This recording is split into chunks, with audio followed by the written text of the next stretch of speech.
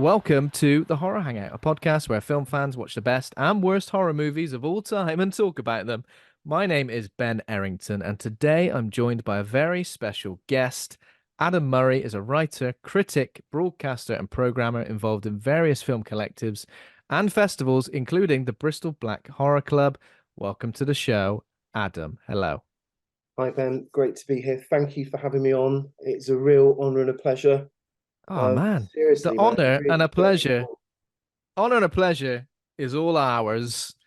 I say ours. It's just me today. No Andy. He is otherwise engaged. As I said to Adam before, I think I said he sends his condolences, but he's not dead. He's alive and well. I saw him mere hours ago, and considering he lives in Scotland, that doesn't happen very often. So we did cross paths, and I said, "You coming to this podcast recording?" He was like, "What?" So I said, "Take that as a no." I'm joking. Well, I'm joking. He's not that unprofessional. Incredibly hopefully, unprofessional. we'll all catch up soon We'll as all catch up. We'll all get together. I'm sure we will. Hopefully in real life, that would be good.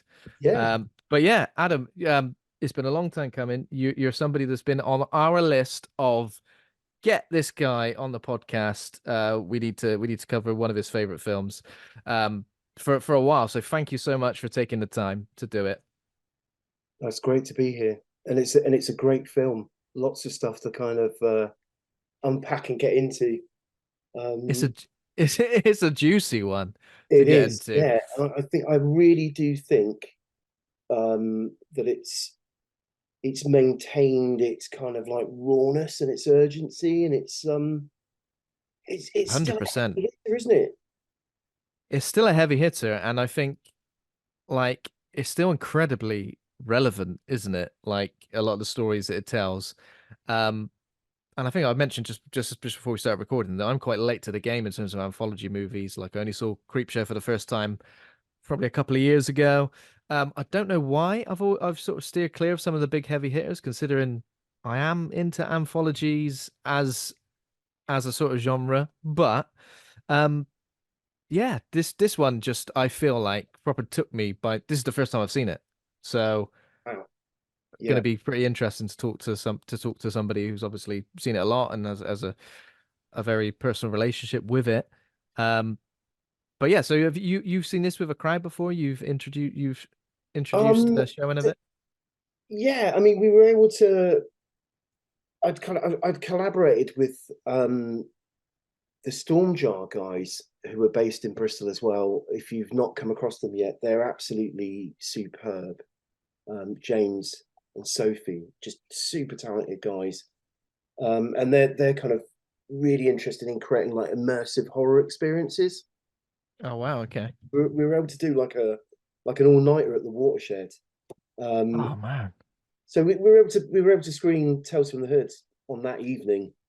Um, but I mean, imagine screening this particular film in that IMAX space in Bristol. I mean, I think it would be really kind of visually stunning because I Oh mean, yeah, that'd be great. Bigger screen the better, I out of the think. Yeah. out of the trilogy of Tales from the Hood films, I think Rusty and Darren's, you know, 95 Tales from the Hood is just, it really is outstanding. It's a fine piece of work, and by today's standards, if you think about, I mean, it's such a like analog film, Mm. brilliant special effects artists, Oh great yeah, script, amazing. great producer, great director. It's a, it's we were just sort of talking about this beforehand, right? It's a really outstanding like cast as well. Um, Yeah, yeah. Like a really accomplished cast. And it seems like that is to be said for the sequels as well. Again, I've not seen the sequels, but what have we got? Keith David in number two, yeah, Tony Todd in number three. So some real like heavy hitters. And one thing that really did strike me about this, obviously we will get it when we go into the main part of the review, main part of the episode. But the wraparound story sometimes for anthologies can be the bit that is the make or break. That can be the bit where if you're not invested in the wraparound story, and I'll talk about recent films such as the VHS movies, If the wraparound story isn't quite there or it's not memorable, you don't remember it. Like, what was the wraparound story again? I don't really remember. Then I think the whole film can kind of fall apart, and it feels like you're just going from segment to segment, going, okay, what's the next one? Is this the last one? Come on, wrap it up. But with this one, because the wraparound story is so good, you're almost like, despite the fact that individual stories are so great, when you go back to the wraparound, you're like, oh yeah, okay, now we get to see what happens next with this story, which is just as interesting. Um, and obviously, yeah, so it's Clarence Williams the third, isn't it? His performance is great, but I feel like in the last few moments of his performance, I was I was on the edge of my seat. Like I was like, this is intense, sweaty, but intense. So yeah, I mean, yeah, that's what I kind of meant. The wraparound story is so good that I think it just everything else just slots in perfectly. Absolutely. I mean, without giving anything away, it really is one hell of a reveal, and it's a real kind of gut punch ender to it. But Yeah. it's great.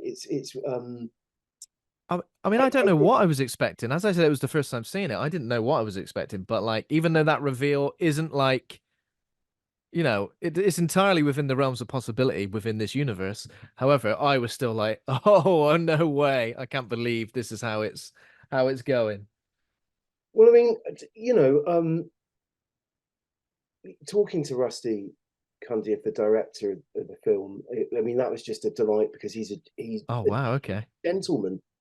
He's a really lovely guy, and they really wanted the film to be like an African American Hammer film, and it does. Mm, I've when writing about it, I mean, I've called it like Afro Gothic.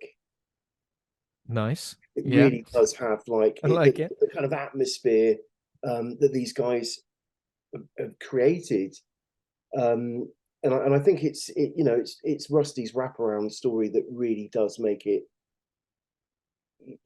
threads all the different stories together. And it is the kind of strength of Clarence Williams III's performance. You really kind of he anchors it with Mr. Sims. It's a real kind of like standout cult performance, I Mm, think. And he's yeah, he's 100%. unhinged and creepy. He's unhinged, he's creepy, and he's not letting these guys push him around. Stack, Ball, and Bulldog. I Yeah. feel like that'd be confusing if one of you was called Ball and one of you was called Bulldog. Ball, Ball. You're Ball. What? No, no, but I mean Bulldog. I was just shortening it. Confusing if there was just three of you. But Afro Gothic, I mean, yeah, I like it. I mean, how would you compare that to say to black exploitation? If you're going to say Afro Gothic is one thing, black exploitation is another thing in terms of the major differences. Yeah, see that's really fascinating because I'm slowly coming more and more to the conclusion that black exploitation is it's a really interesting term because really it's only really talking about a grouping of films for a specific time. Mm. Um, Talking to um, William Crane, so Mr. Crane, director of Blackula, he was like, Wow. I didn't make a black exploitation film. I Oh, made right. a, a black horror film, and he really did. Um, he made a authentic uh, black vampire movie. And you spoke to him as well. Blade, yeah, he's again uh, Wow. absolute gentleman, really lovely guy. So there's a real kind of lineage, I think, Mm. between certain sort of filmmakers, African American filmmakers that have kind of experimented with horror cinema. So there's a real kind of camaraderie there. Is So black yeah, I exploitation? think Sorry. Finish Tales that from the point, Hood Adam. for me is kind of yeah, I think it does have a similar vibe to like I think House That Dripped Blood Hmm. or Doctor Terror's House of Horrors as well. It's definitely good. It's in the same sort of lineage as those great kind of um Does it feel like black exploitation is usually films that have like a hint of I guess like parody to them, but are they usually like made by white filmmakers? And the reason they're called blaxploitation is because it seems like they're taking advantage of Yeah, certain tropes. I think it's more about means of production, and it's really interesting because certain films I think are kind of um, are labelled within the kind of blaxploitation era just by kind of existing around the same I time. see. I I see. think you know, but I mean, is Shaft really a blaxploitation film? I don't think so. You know, it's a really good Yeah. detective movie. Yeah. Blackula is a black vampire film. It's not really a blaxploitation film. Hmm. So to, it Is that specifically, but would that be I think there are films that are blaxploitation in the sense of means of production. yeah. I mean, Um, that's what I was trying to get at, is what my understanding of it. You know, if it's a film made by a black filmmaker and it's like black stories are at their very heart, and like it wears its blackness on its sleeve, in its sense, it can't really be black exploitation because these are telling stories of black characters that need to be. That was me trying to understand it from my point of but view. that's spot Um, on, absolutely spot on. Really, And that's what this film feels like to me. Like that's why I think it's what I think also find is fascinating. Like you can see in this film how it's like how it's influenced like modern works of horror. yeah, There's so much Get Out, especially in the is it KKK comeuppance? No, sorry, Hardcore Convert. Well, actually, both of those, yeah, that's both fantastic. both both of those. There's an element of Clockwork Orange, Yeah. Oh yeah. a slight This homage in that final chapter. incredibly Um, difficult to watch. Like this was, it wasn't the gore and the effects and the blood, and it was a few moments in this one where I was a bit like, oh God, no, I don't know if I can. I feel like I need to look away. yeah, it's super intense. Um, Yeah, I mean, KKK comeuppance is kind of like a play on Gremlins yeah, oh yeah, because definitely. like at the time, Darren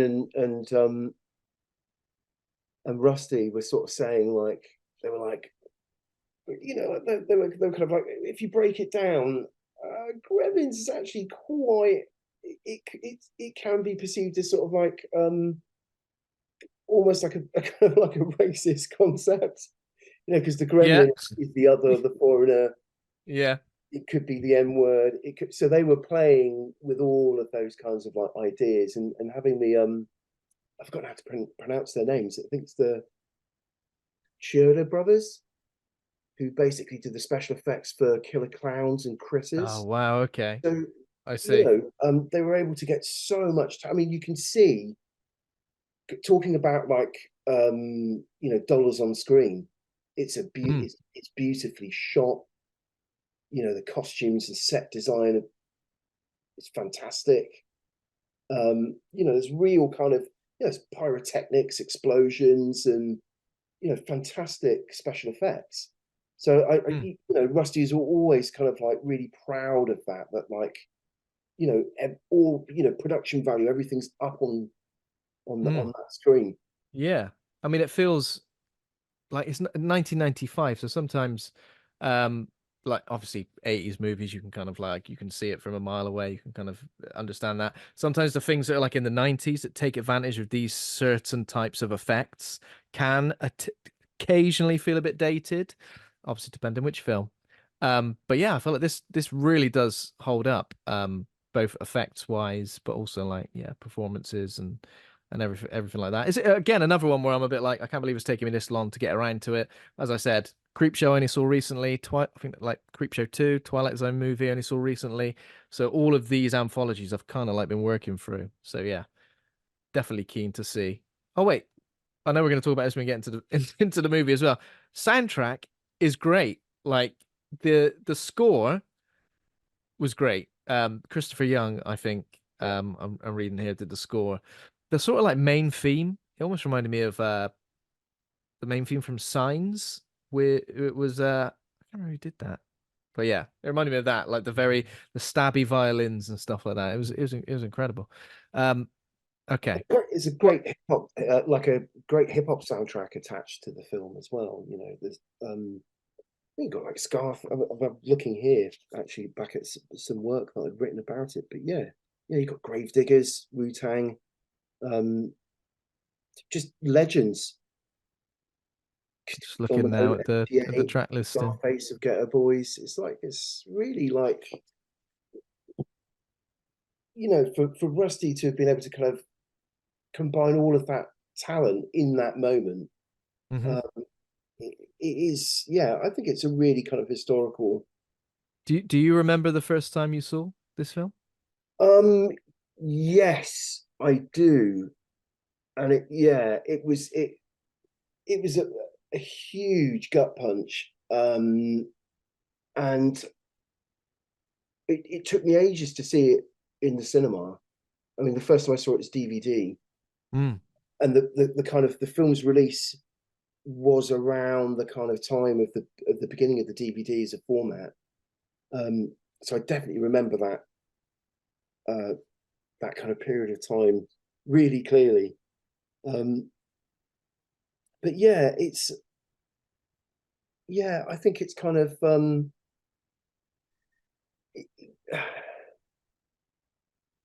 yeah. What I like about it more than anything is that um, it kind of it doesn't waste any time Mm. in creating a kind of atmosphere, you know. And you're right, it's that the first chapter of the wraparound is the guys discover the kind of the morgue, the mortuary. Yeah. Yeah, Yeah. I mean, it doesn't take long for you to be transported into that world, yeah, that that's world good. building. There's something about that that has that kind of really classic horror feel to it. You know, before Mm. you know it, you're kind of you're not you're completely Yeah. engaged in what's going on. And also, like the wraparound does a good job of making the stories that are being told like relevant to those characters and relevant to the story. Sometimes the wraparound in anthologies can be a bit like, right, so here's another one. This isn't really relevant to anything, but it's scary. And then you kind of go, right, okay, now back to the wraparound. Okay, now here's another one. Whereas this feels like it kind of lives and breathes in the same sort of universe, and you understand the connection that these characters would have. And the story drives on with each one. It's not, again, we don't return to the wraparound and go, well, that was the end of that until next week, which obviously we do get with some other things. Uh, I mean, Awesome. Okay. you mentioned George Romero's Creepshow. Hmm. I think, yeah, I think these two films, side by side, just make a fantastic sort of double bill. Mm. If you want to kind of deep dive into kind of like horror anthology, which would be a great that would be a cracking all nighter or a great evenings Yeah, screenings of films. But yeah, it I would. think that they definitely have the same attention to detail and the same kind of energy, and the same kind of world Yeah. building. Same like DNA, it feels like, doesn't it? Yeah. Uh, Awesome. One thing, obviously, we've been waxing lyrical already about Tales from the Hood.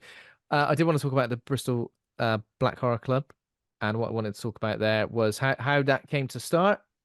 How long's it been going for? And obviously, what is the main the legit message behind it and everything? How you're moving forwards with it?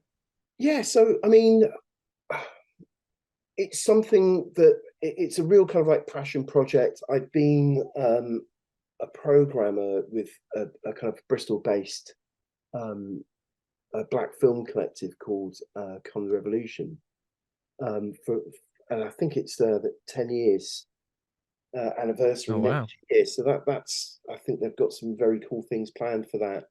Um, Sweet. and I just got to kind of like a point where, and as a collective, um, their kind of mission statement was to kind of screen, cinema from um, Black African Caribbean and African diaspora.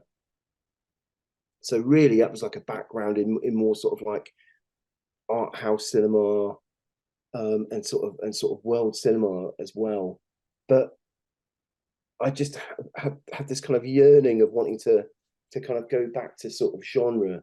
So for me, it's kind of like, well, I mean, as you can see in the background, like my other kind of like, we were talking about this earlier.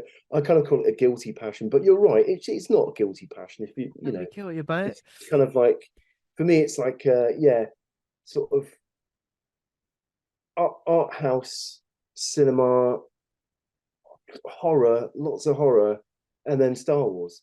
But what I really wanted to do was kind of explore genre film as like a programmer curator, Mm. which I'd never done before, and really had always wanted to do.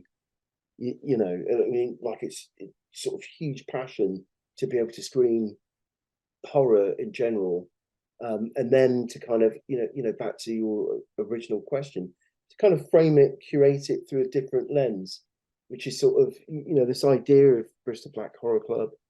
It came to me in that first year of um, COVID lockdown, Okay. Okay. um, and I think that kind of worked.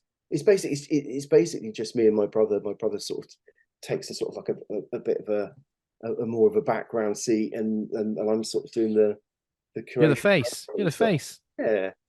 Um, so yeah, it's the Murray brothers together doing that.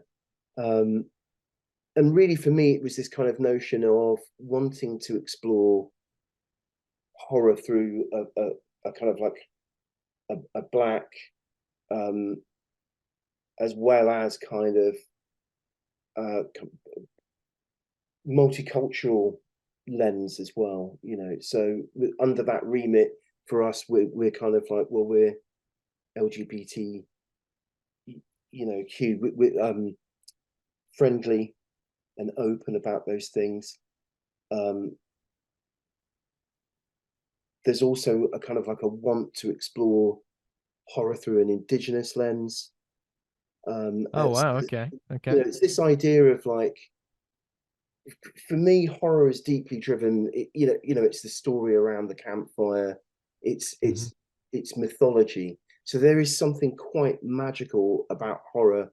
And I know many people kind of talk about horror through this kind of lens, but I do think there is something uniquely therapeutic about horror, and the Hmm. way in which horror um, allows us to empathize with humanity and allows us to empathize um, through the lens of Yeah. different cultures and experiences. And there's something truly unique about horror storytelling that allows us to be able to kind of step in the shoes of a different perspective.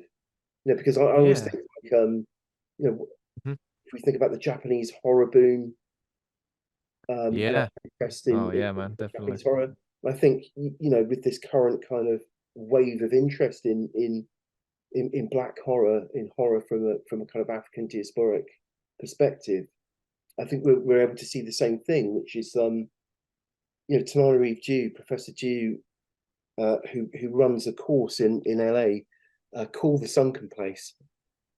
Oh wow. Oh Please yeah. check it out,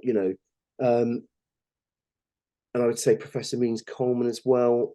That it's being able to see, you know, if you're able to see what makes a certain culture tick, in other words, what a different culture is afraid of, we're able to empathize with a Yeah. perspective that we may not have had the Most opportunity definitely. to Yeah. experience. And I think Tales from the Hood really does like emphasize that you're able to kind of see these very unique perspectives, um, and I think very much empathize with what our characters are Yeah. going through on screen. 100%. I think it's like, I mean, yeah, loads of great points there that I fully agree with. Like, I think horror is great at um letting you experience trauma that perhaps wouldn't be relevant to you or your life experiences or something that perhaps you would go through. But yeah, easily empathize with these characters instantly. It doesn't matter that you need to understand too much about them or what makes them tick. Just I think what's good is that these stories just immediately show you something and oh, that's terrible. Obviously that's terrible. And you know, and here's why. And now we're experiencing the through sometimes a really over the top, ridiculous, like certain characters getting their comeuppance because obviously in real life we're fantasizing about these things all the time. I really wish that person who I hate would get their comeuppance immediately, probably ripped down into a grave while they're taking a piss. That would be wonderful. Yeah, so obviously it's kind of like you're experiencing trauma, but also you're like it's the fantastical nature of it as well is also like a great ride to go along with. Um, to Yeah, just definitely. You know, like we were talking about earlier, that it's kind of like, I think it's kind of, it's Afro Gothic. It's like that, you know, some of the elements in the stories is slightly camp. yeah. So Oh yeah, yeah. it's kind of, there are elements of kind of satire. Yeah, oh yeah, definitely elements of satire, 100%, yeah. It's There's really, satire like the way certain characters are, like some characters are extreme caricatures. I mean, mainly the bad guys. Well, I say that, but it's not yeah, too yeah. far from reality, is it? It's not too far from reality. I mean, that's the interesting thing is you know, all of those different stories, um, I think are still deeply relevant to the kind of human condition and human experience. And the film, you know, there are some like seriously great kind of extreme horror moments in it, but but it's really got like a moral compass, isn't it, and a big heart. Um, Yeah, moral compass, big heart, and like some characters that you really want to see succeed. Um, yeah, just like like the in particular, obviously the second story, um, with what is the second story? So, it's lovely, isn't it? boys do get bruised. Yeah, that's Um, fantastic. yeah, like obviously like a First time I saw teacher. it, first time I Yeah, saw sorry, it, go on. it was the least appealing I story. see, I see. But as an adult, it's really kind of like, yeah, it's really powerful, important story, I think. Very Uh, powerful. But yeah, the and opening image, the kind of the lighting in the kids' room is just fantastic. Again, that mm, whole kind of segueing into creating a kind of a real atmosphere. Um, yeah, that's fantastic. again, even something like this, you can really see how it's influenced some modern horror things like the Babadook, even recent film like Cobweb, where it's just like you're fully within the I thought of imagination Cobweb as of. well. You did? Oh, you seen Cobweb? Yeah, I've really enjoyed it. Yeah, I know it's some people have hammered it, haven't they? But I actually really I enjoyed it. But yeah, that similar kind of the similar motifs of um, tr- uh, trauma in the family or experience through a child's eyes. yeah.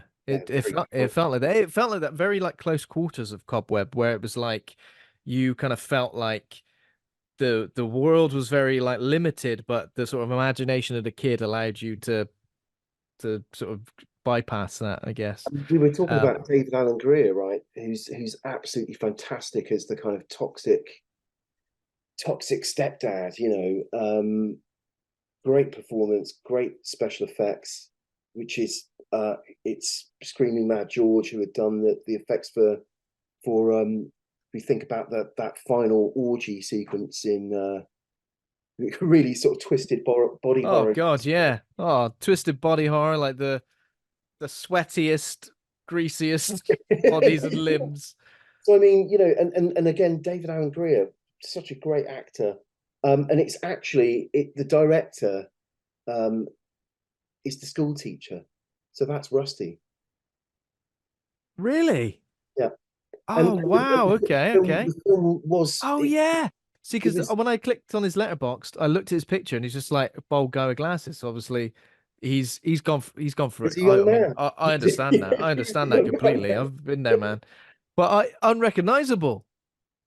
But that's awesome. So he was super young when he directed this, right? Yes.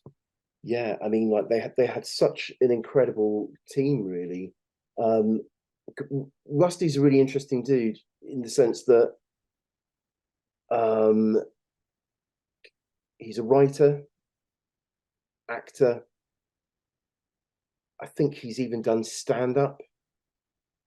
So, Oh wow. Oh so, wow. so he's a real kind of Multi-talented guy, yeah. talented guy. Um, so yeah, I think yeah, there's something really sort of special about the way in which the film came together.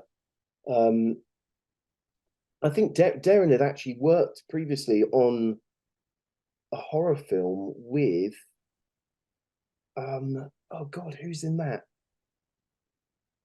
Oh God, I think with Vincent Price, Oh my believe it God, or no way. One of the big shots. not. Is that the producer, yeah? Yes, yes. I'm literally just trying to see if I can find. From a whisper to a scream? That's the one. Yeah. That's the one. I just saw the poster and there's a decapitated Vincent Price. So yeah, you know, the Wow. film is executive produced by Spike Lee. So Yeah. Rusty had been in, I think he'd been in Spike Lee's school days as an actor. So when the project Oh came wow, around, okay.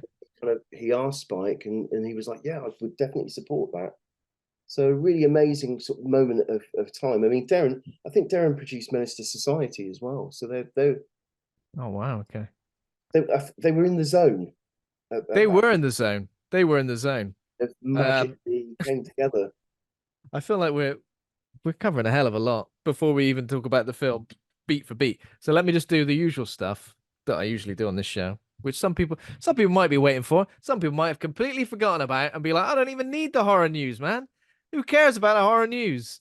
Uh, but I'll just do one piece of horror news then, because it's related to Bristol. So I thought let's big up Bristol and as two Bristol guys.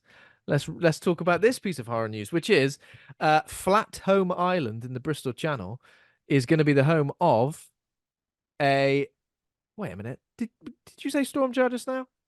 I did, yeah. You did say How Storm Jar. amazing! How amazing is that? They're That is they're crazy. This is the story I've got up. you've got to get them on the podcast. They're lovely 100%. and So they're they're crowdfunding an incredible. overnight immersive horror game. This is what you mentioned. I was a bit like, I kind of recognize that, but I don't know why. That will help raise funds for environment and heritage projects on the island. A twisted ghost story that combines forgotten World War One history, the birth of radio, and the ghost of Flat Home Island. It's called the Static Sea. And it's going to focus on a radio engineer from the 1920s who served as a trench radio operator during World War One. There's an image here which looks very striking, like some floating shapes in the. Do you know? Considering you know the guys, then did you know much about this project in particular? A little bit. Nothing I can kind of say at this stage Oh yeah, yeah, I see. apart from it will be brilliant if it's these two guys involved. They're so yeah, they're a class act basically, and they've got some really interesting and exciting stories to tell. And from what I gather, the island is actually haunted.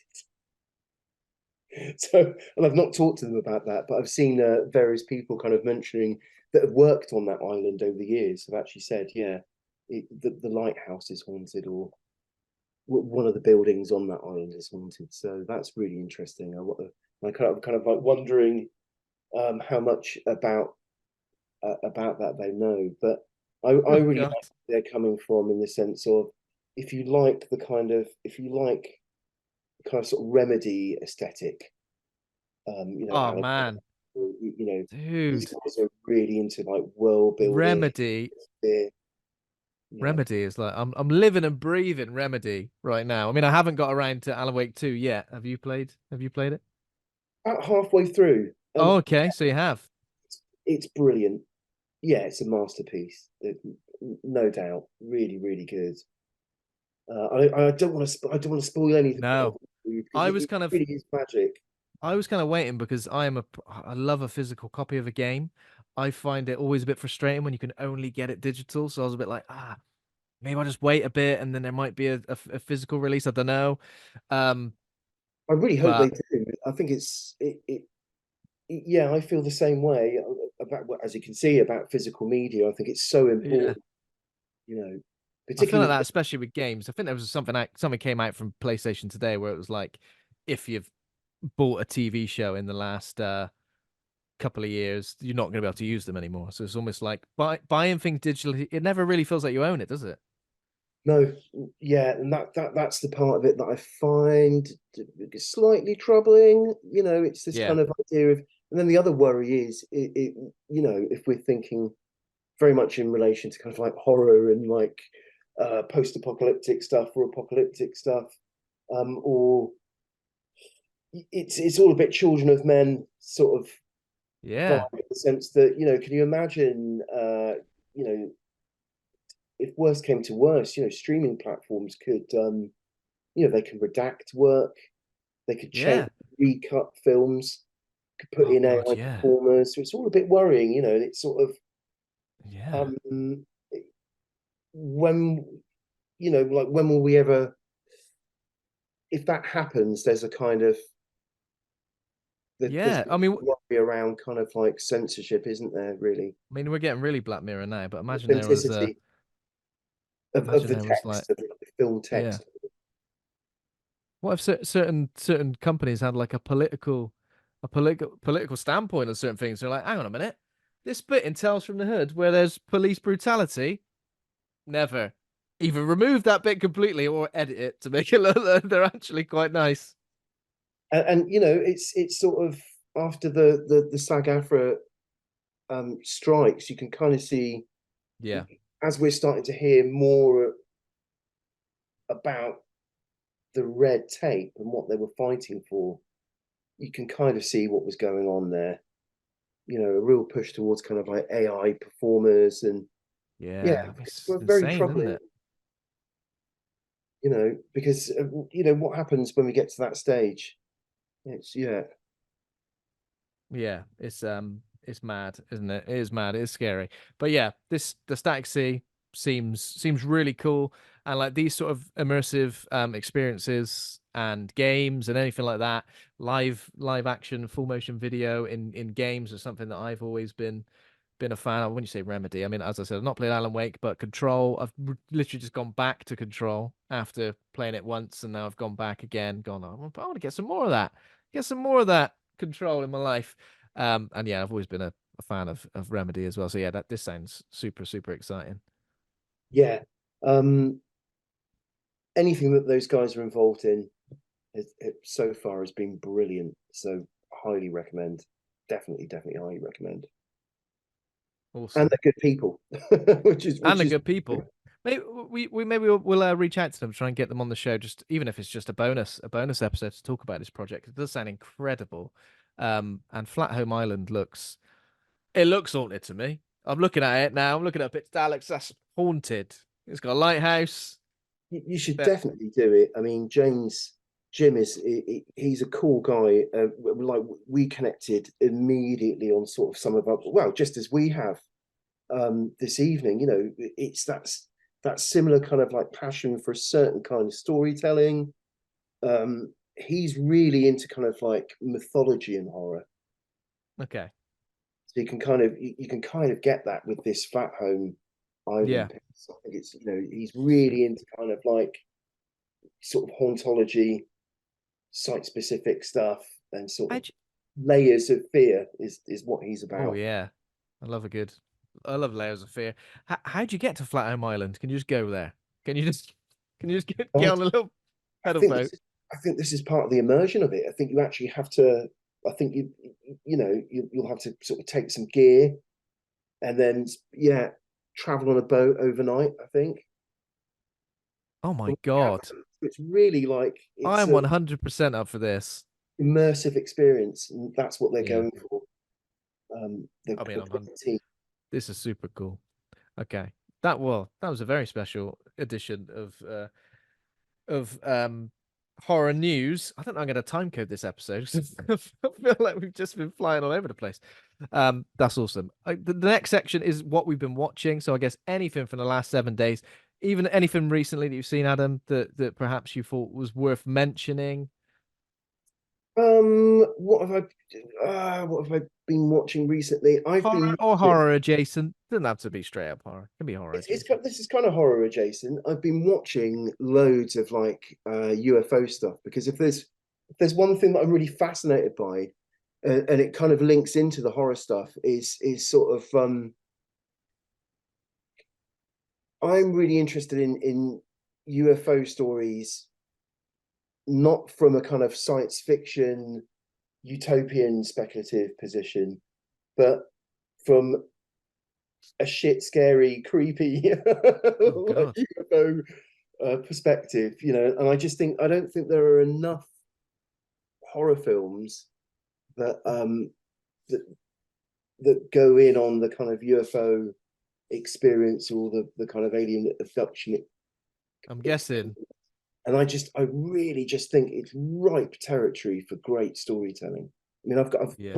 I've got a couple of ideas sort of Oh, which okay. I've got tucked away, which I wouldn't mind sort of developing, which are Are kind you of a fan of I stuff. was just thinking of a film we covered, I'd say recently, probably about a year ago. Are you a fan of Fire in the Sky?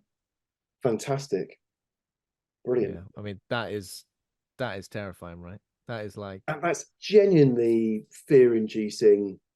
Yeah, that's like, oh my God, no. Spooky it's Mulder. genuinely If scary. Spooky Mulder witnessed that, he'd be like, I'm out of it. I'm out of the game.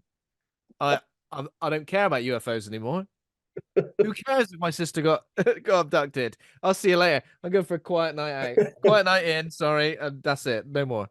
Yeah, because there's a part of me that is filled with wonder around the topic, but there's a part of me which is just sort of this is just ripe territory for really Yeah.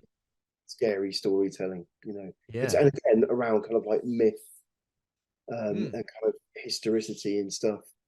And Stuff I like think that. you know, where we are in the southwest, you know, we've got Mm. Stonehenge on our doorsteps, you know, and this kind of countryside, Mm. and we're not that far off from crop circles and that kind of landscape, Avebury and all that kind of stuff. So Yeah. I think that there's it's ripe for sort of spooky storytelling. And what's something just recently I picked up that Fab Press Stuart Gordon book, which I'm Oh, really okay. excited Oh, yeah. Oh no, I about. did see this. Yeah. December I Tree haven't. is deep diving into that. Looks really good. I love Stuart Gordon, just one of the greats. Yeah. Oh, yeah. We've covered a few of his films on the show. Is it the Naked Theatre Uncensored Horror? Is that the one? That's the one. Yeah, I think I may have added this to I bookmarked it somewhere where I've gone get that eventually. And Um. the other thing I picked up is I picked up Jordan Peele's anthology horror book. So it's Oh, like I the first literally one saw before this earlier. I publication, saw this. Out There Screaming. Yeah. And again, those are two things I've sort of set aside for Christmas. I'll just sort of deep dive into those. Oh, I nice. picked up Night of the Ghoul as well, the Francavilla Oh, okay. I'm not comic aware book. of this, but It's very cool. Look it up. And I think that's yeah. now um, the brilliant Tai Singh of Bristol Bad Film Club and Forbidden Worlds. He mentioned to me recently that apparently that's now the comic book's being uh, developed Oh, into it's been a optioned. yeah. Oh, wait, is this Scott Snyder? Yes. Oh Yeah. man. And Francesco Franca. Yeah. The We artist. Really we are fantastic. like we're on. We seem to just enjoy a lot of the same things because that's an artist I'm super into his stuff. Did I pick up of his recently? And just last year at Thought Bubble, I met Scott Snyder. Got to queue up and got him to got him to sign some stuff. Got him to sign a copy of Batman, Black and White. So Oh man, that's sweet. Awesome. This looks great. And again, thank you because I didn't even know what this was. So this looks super Yeah. cool. So yeah, really, just it's been more books than films. But I Mm. tell you what, I have got lined up for this evening is talking of Stuart Gordon, Suitable Flesh. Oh yes, Here is I've, s- fantastic. I can't wait to see it. I'm a it's huge good. Barbara Crampton. Oh yeah, Barbara Crampton. She Barbara Legend. Crampton's as hard as Barbara Crampton has ever Barbara Cramptoned in this film. Uh, we got to see it at Fright Fest in No August. way. It was the opening film. And yeah, what I enjoyed it, but it seems like since that people have come away from the festival being like that was the best film of the fest, and it seems like it's got a huge loads of fans. And is it on Shudder? I think it's on Shudder now or somewhere. Um, so yeah, it's great. And if you like Heather Graham as well, like Heather Graham was someone I hadn't seen in anything for a long time, but she's great as well. She's brilliant. Really, really like heavily underrated actress. I think Yeah. she's and the two legends on screen, right? So I'm really looking Oh forward. yeah. I I hear I it's think pretty you'll enjoy it. bonkers. Yes. It is bonkers, definitely. It's bonkers. So yeah, that was that was the first film we watched at Fright Fest in the second row of like the biggest IMAX screen I've ever been in. And it was literally like looking from one corner of the screen to the next to look at to see what was going on. Um, so yeah, I think you'd enjoy it. Probably is better on a smaller screen. But dude, I'm gonna add that Stuart Gordon book. That's going straight in the Christmas is coming up. People have been going, "What do you want?" I don't know what I want. I want this Exactly. book. Yeah, Uh, there's some good reading out there at the moment for horror heads. I think. yeah. Like two other books I'd recommend in relation to black horror is Mark H. Harris, who uh, has run. I think he's actually have the longest running black horror website. I think it's the Wow. longest Okay. black horror website on the internet. Um, so Professor Means Coleman, Robin Means Coleman, and Mark Harris is The Black Guy Dies First, Black Horror Cinema from Fodder to Oscar. And again, I'm sort of halfway through that, and it's absolutely superb so far. And I will always go out of my way to mention um, Professor Coleman's original horror noir book, um, Blacks in American Horror Films from the 1890s to Present, which is just that is Oh the wow. definitive tome about the kind of history of black horror. Um, and of course, the documentary, which Professor Dew was also involved in, of the same name, Horror Noir, which is fantastic. Everyone Oh, is, horror noir. Yeah, I've seen it. yeah, Yeah. I think it's still on Shudder. Um, Yeah. but that's just such an impressive lineup, Yeah. uh, and a Most very cool definitely. documentary. I think we've spoken about Jordan Peele's anthology book a few times on the show. And today was the first time I saw it in the flesh. And now just from the cover as well. Like, I mean, I know it's going to be good because it's Jordan Peele, but at the same time, I'm like, oh, the cover, oh, the sprayed edges, the Yeah, orange edges yeah, of the book. absolutely. I'm literally That's the like, thing that got me as well. I'm like, oh, that it just looks great. if I just see a book, I'll go, oh, it looks all right, you know. If I saw the same book with sprayed edges, I'd be like, "That- I want it right now, right this second, especially like in a lovely bright color. Uh, Awesome, man. I mean, to be fair, in terms of what we've been watching, I didn't. I mentioned last week I've just started reading Fright Night Origins, which is written by Tom Holland. Uh, and so far, really, it seems to be like a novelization of the story of the book, which I think already existed, but there's like a few extra bits in it. So far, enjoying it because I like the film.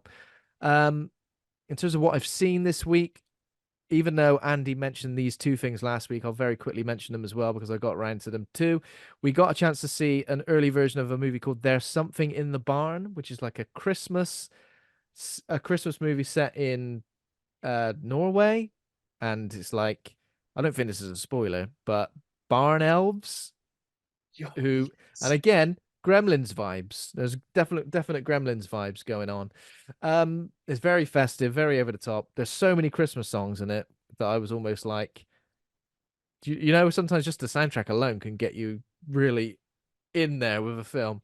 And yeah, it was good. It was good. It wasn't like super gory or it wasn't really like scary or anything like that. It was kind of still, despite the fact that there was some blood and guts, still a pretty feel good film. But yeah, if you're looking for something to watch just before That sounds the great. festive, My, yeah, that's my sort of vibe with horror is,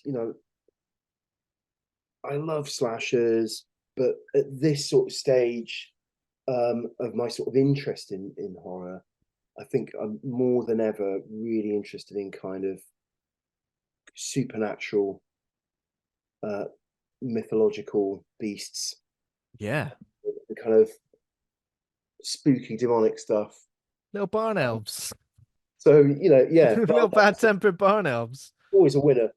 Did you see Uninvited as well? Because that was kind of a bit of a similar vibe, like with the little red cap dudes. Yes.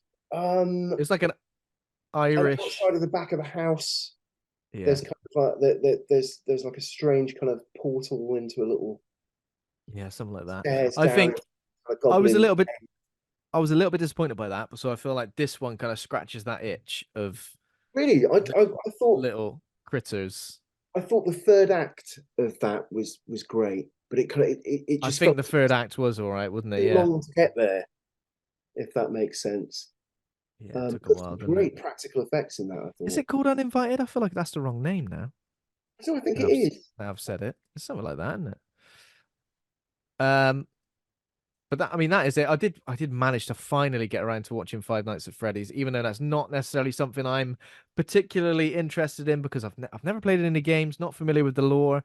But I thought it's a mainstream horror release. It's made a lot of money for Blumhouse. Let's check it out. Have you seen it, Adam? I've not seen it yet, and like yourself, I've not really played the games. So again, No.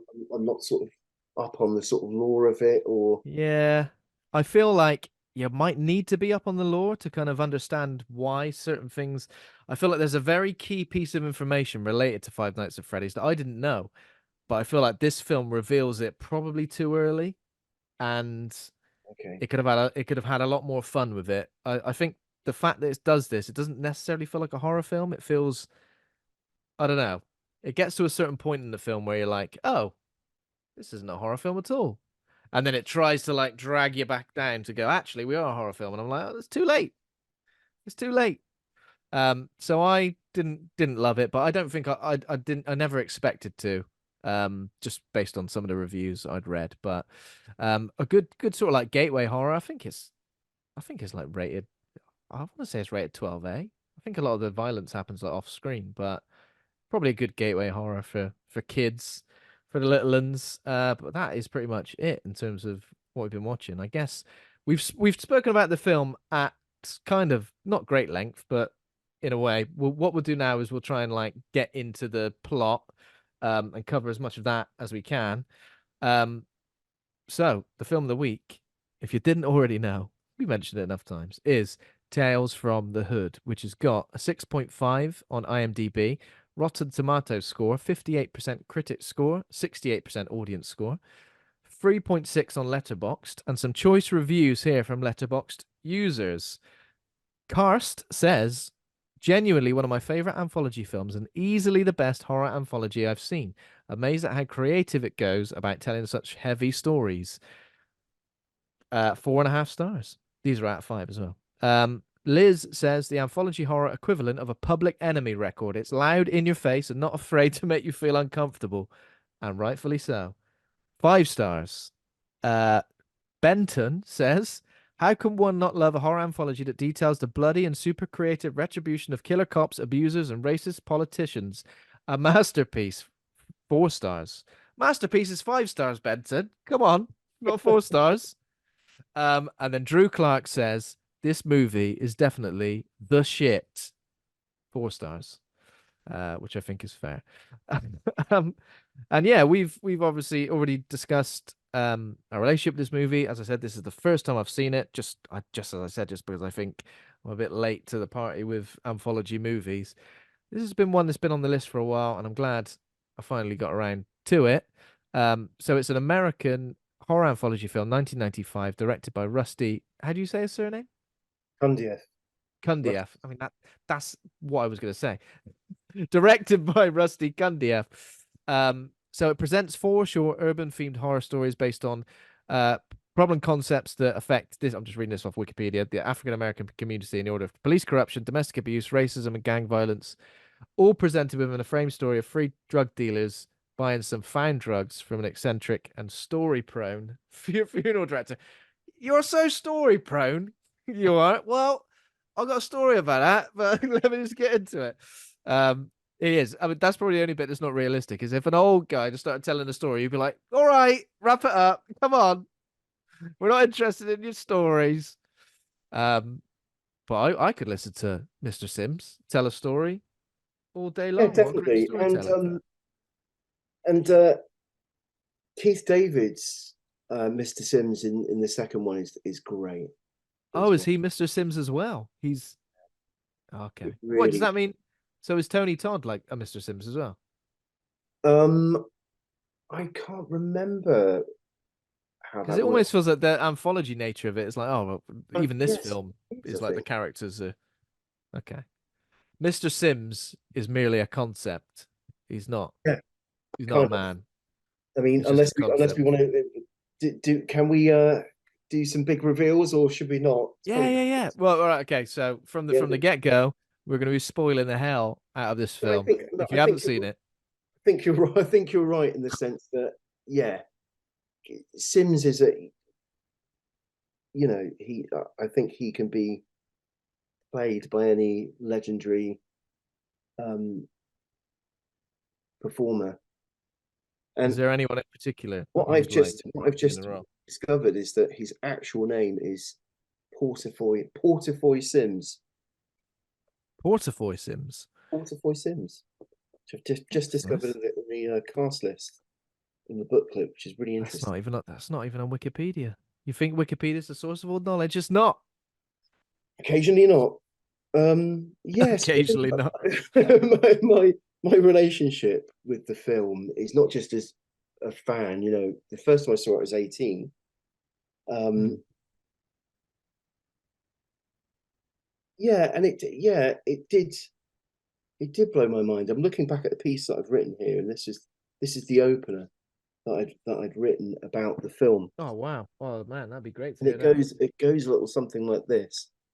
So yeah, what I've written here is circa 95. Rusty Cundieff's Tales from the Hood was well and truly the shit for 18-year-old me, who up until that point in my horror-consuming fanaticism had not seen anything like it. It blew my mind on different levels. The combination of hip hop culture, black characters on screen, incredibly cool special effects, and relatable, chilling, culturally and politically aware fables, like some kind of black horror mixtape. It had a profound impact on me, and it really did. I mean, it was the really the first of its kind for that era, but in the kind of fine tradition of black horror storytelling up until that point. Um, Black horror yeah, I mixtape. think That's a it superb can't way be of kind putting of it. it can't be sort of underexpressed what Rusty and Darren achieved with this. It really is. If you look at if you're kind of like studying black horror film or you want to get kind of like an understanding of it, I would definitely say horror noir, Professor Coleman, and like if we go by Tananarive Dew or Professor Dew or Professor Coleman's sort of litmus test of what makes a black horror film, um, in a kind of like uh, you know culturally critical and even for kind of like academic research, this film ticks all of those boxes. Mm. So Rusty was kind of like these guys were way ahead of the curve and were really kind of like redefining what the possibilities of what Mm. black horror storytelling could be. Um, Is there a place for our listeners to read what you've written in full? Is it available anywhere, or is yeah, it? sure. It's basically so to give this a bit more context. I was able to I was approached by BFI, Oh wow. and on the 2 disc Tales from the Hood Blu-ray set, um, I was invited to interview Rusty Cundieff, which was absolutely amazing. Wow, that is Um, amazing. Yeah. and it just one of those very lucky moments. Sometimes they say like, don't meet your heroes, but this was just magic because it actually turns out he really is a hero. He's just an absolute Yeah. gentleman, and he's of a certain age where he's like, he's a dad, he's still working, he's still with it, but he's at that point where he's much more kind of like laid back, and Yeah. he's so wanted to talk about this film. So if you have a It's chance to awesome. pick it up, please do, because it's, I would say, just on a personal level, really proud of that interview, and I feel like I really did him justice so that he could Mm, really unpack all of this super cool stuff. that's And incredible, man. stuff that was cut from it, which I would love, which unfortunately, sorry to the listeners, but we can talk about it afterwards. Yeah, Or yeah.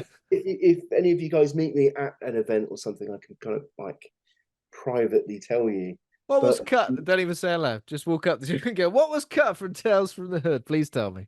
oh no, in our interview, so he'd kind of, yeah, Oh, all I've of got these you. I've great got kind you. of like anecdotes and stories, Oh yeah. and Oh, even the that's better. BFI, That's even the even BFI, better. That's that's it. juicier. Yeah. So there's some very cool What's sort he of juicy saying then? stuff, particularly from that era. I mean, they had a wild time making this, and I think he really looks back at this experience fondly Yeah. because Oh, that's of great. That yeah. the people it brought together, the talent it brought together in front of and behind the camera. Um, Mm, it was a real, you could kind of tell it was a real labor of love, a real kind of like collaborative effort, because everybody involved in the project was like, no one's seen anything like this before, no one's done anything like this before. We've got to kick ass and really do something magic here. mm. And like we were saying, like, they certainly achieved that. I think there's, there are other things as well where it's just that kind of like, these guys work really hard on the script, and kind of on the build up, um, pre and post production. The whole experience for them, I think, was a real kind of like hardcore push Mm. to kind of get it all done, um, and really kind of, For a script for an anthology. yeah, there's elements of like speaking truth to power. There's kind of, they really had to kind of, he fought his corner, just as Mm. William Crane did with Blackula. I don't know whether you've heard the story where, he'd asked, American Independent Pictures for a particular camera so that he could do like a cranked up slow mo shot. Okay. And he said he was like, I can clearly feel that there's a bit of kind of like racist tension Oh from shit. some of the guys on set, the technicians, Oh, but the he actual guys on set. Right. Okay. demanded that camera. Um, AIP Arkoff trusted him, but they made him wait. No. But he got his camera and he got his shot, and it possibly is the most iconic shot from the film and of that era of Yeah. kind of It needed exploitation. it then. Yeah. Um, but the legacy of uh, how much autonomy you're allowed as a Mm. black storyteller, an auteur, Hmm. is what's at stake here. So, both of these guys, Mr. Crane and Mr. Cundieff, had to fight hard to get this work made. Yeah. But the interesting thing here is, on top of their hard work, um, there's also an element of right place and right time. So hip hop is Yeah. booming. Hmm. There's a new wave of black filmmaking. Spike Lee has already Spike been Lee's. seen for a number of years, and Yeah. Is he a producer on this as well? yeah, he executive produced this. That's cool. Rusty was also an actor. His first film is a Spike Lee joint. He's in School Days. Okay. Oh wow. Okay. Yeah. Yeah.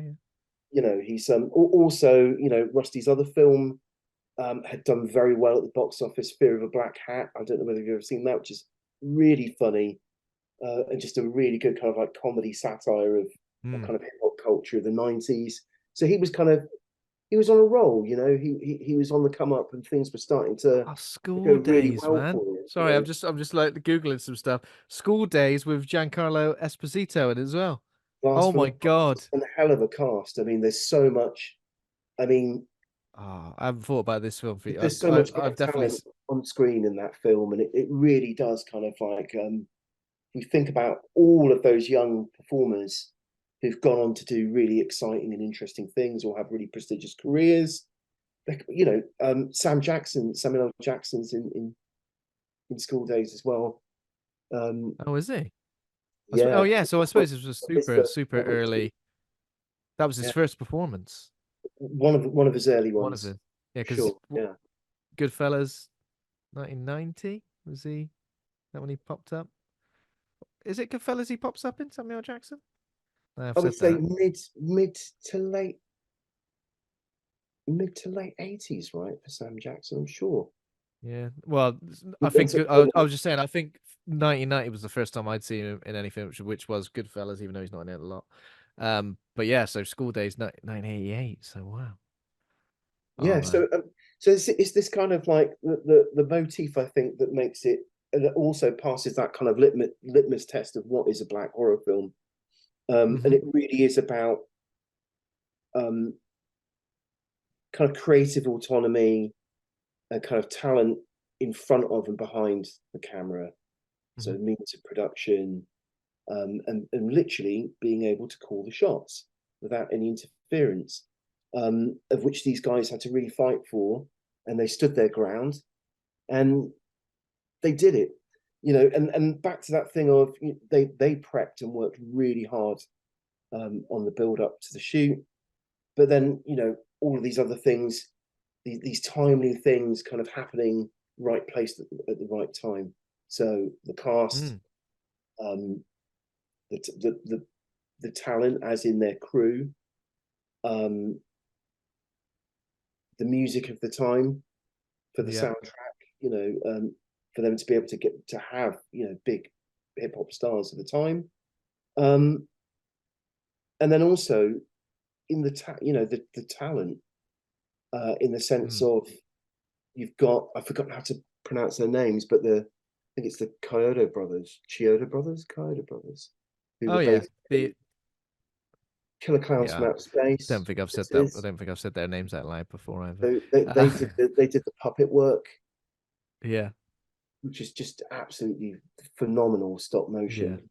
So then Uh, they did things like, well, just yeah, so obviously Critters, as you previously mentioned. Yeah, loads of like stop motion stuff as well, which again I think is a great sort of effect to use in something like this because it's so unnerving, like the effect. But yeah, definitely, I think when you say about it capturing like the zeitgeist of a particular time, like the '90s and stuff, I think when you watch a film like this, you can really feel it because it feels like everyone's on top of their game, and it doesn't feel like it just feels so honest, doesn't it? It just feels like it doesn't feel like something pretended to be something else. It feels like honest. It feels like it understands this culture, understands these stories, it understands the music, just everything that sort of is there's included. And a level of authenticity to it, and you can feel the passion. authenticity is correct. Yeah, You can feel the passion of that project in the world building, as we were sort of yeah, talking about earlier. It's all there up on screen. you yeah. know And it's also that Spike Lee is the. I mean, I shared this clip with my friend the other day. I guess have you seen the clip after Green Book wins the Academy Award, and these two British journalists say to him, "What did you think about Green Book?" He said, "Are you British? Are you British?" And he said, "It wasn't my cup of tea." His yeah. la his laugh after So that, great. I was cracking up. Um, it wasn't my cup of tea. Just love it. I love it that he said that because like some people would have just gone, "Oh yeah, well done, Green Book." But he's gone, no. uh, yeah, awesome. So obviously the wraparound story is called "Welcome to My Mortuary." The trio of drug dealers, Stack, Ball, and Bulldog, they arrive at Sim's funeral home to purchase some drugs from him. Uh, he claims he found the drugs in an alley and safely stored them in his mortuary. And he basically asked the dealers to help him get the drugs. And throughout this wraparound story, they started just losing patience essentially with him because he's like, "Oh, I got a story here about this dead body." Oh, come on, mate, wrap it up. God, I keep saying that tonight. I don't know why I keep saying that. And yeah, and these stories are related to the bodies which are there in the mortuary. Um, and the first casket is a guy called Clarence Smith. Is this the one where they say they recognize him? That's the next one, isn't it? The when they say they knew him. I think that's the second one. I think so. Yeah, I think it might be the second one. So I think on this one, um, so obviously this is a story about Clarence Smith, and it kind of flashes back, I guess, to um Clarence, who's a young black police officer, and he's being taken with by his new white partner, Newton Newton Hauser, incredibly German surname, to the scene of what initially appears to be a routine traffic stop as a well-dressed black man, by two white cops. So yeah, obviously this deals with a hell of a lot of very, very heavy topics from the get-go, doesn't it, in this first section? Yeah, and it's what's the I think his name's Wings Hauser. Yeah.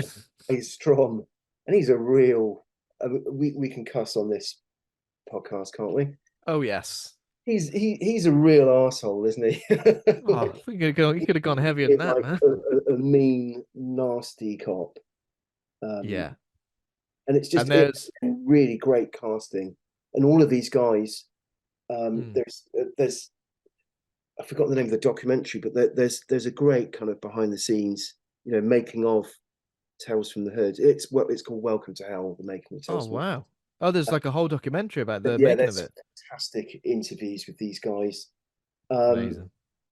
and the guys that play the white cops were like, we so wanted to, call out this bad shit that's Mm, taking place, and they really yeah. put their hearts into it.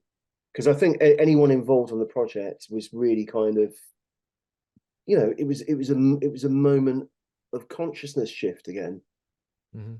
And then if we think about this particular story in relation to what did take place just as COVID hit the world, Black Lives Matter. There's some really kind of chilling overlap Hmm. That's with again, yeah, lived that's why experience. you see that when you see a story like this, you kind of think, okay, I understand everything that's come before this point, but the fact that it's like still relevant, like what getting on for 30 years later, um, is fascinating, really, isn't it?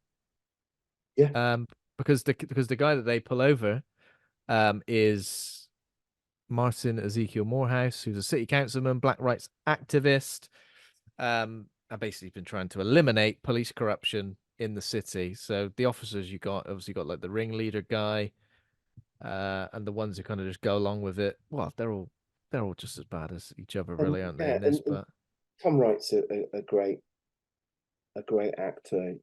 It's I tell you what. Here's a very interesting anecdote: is that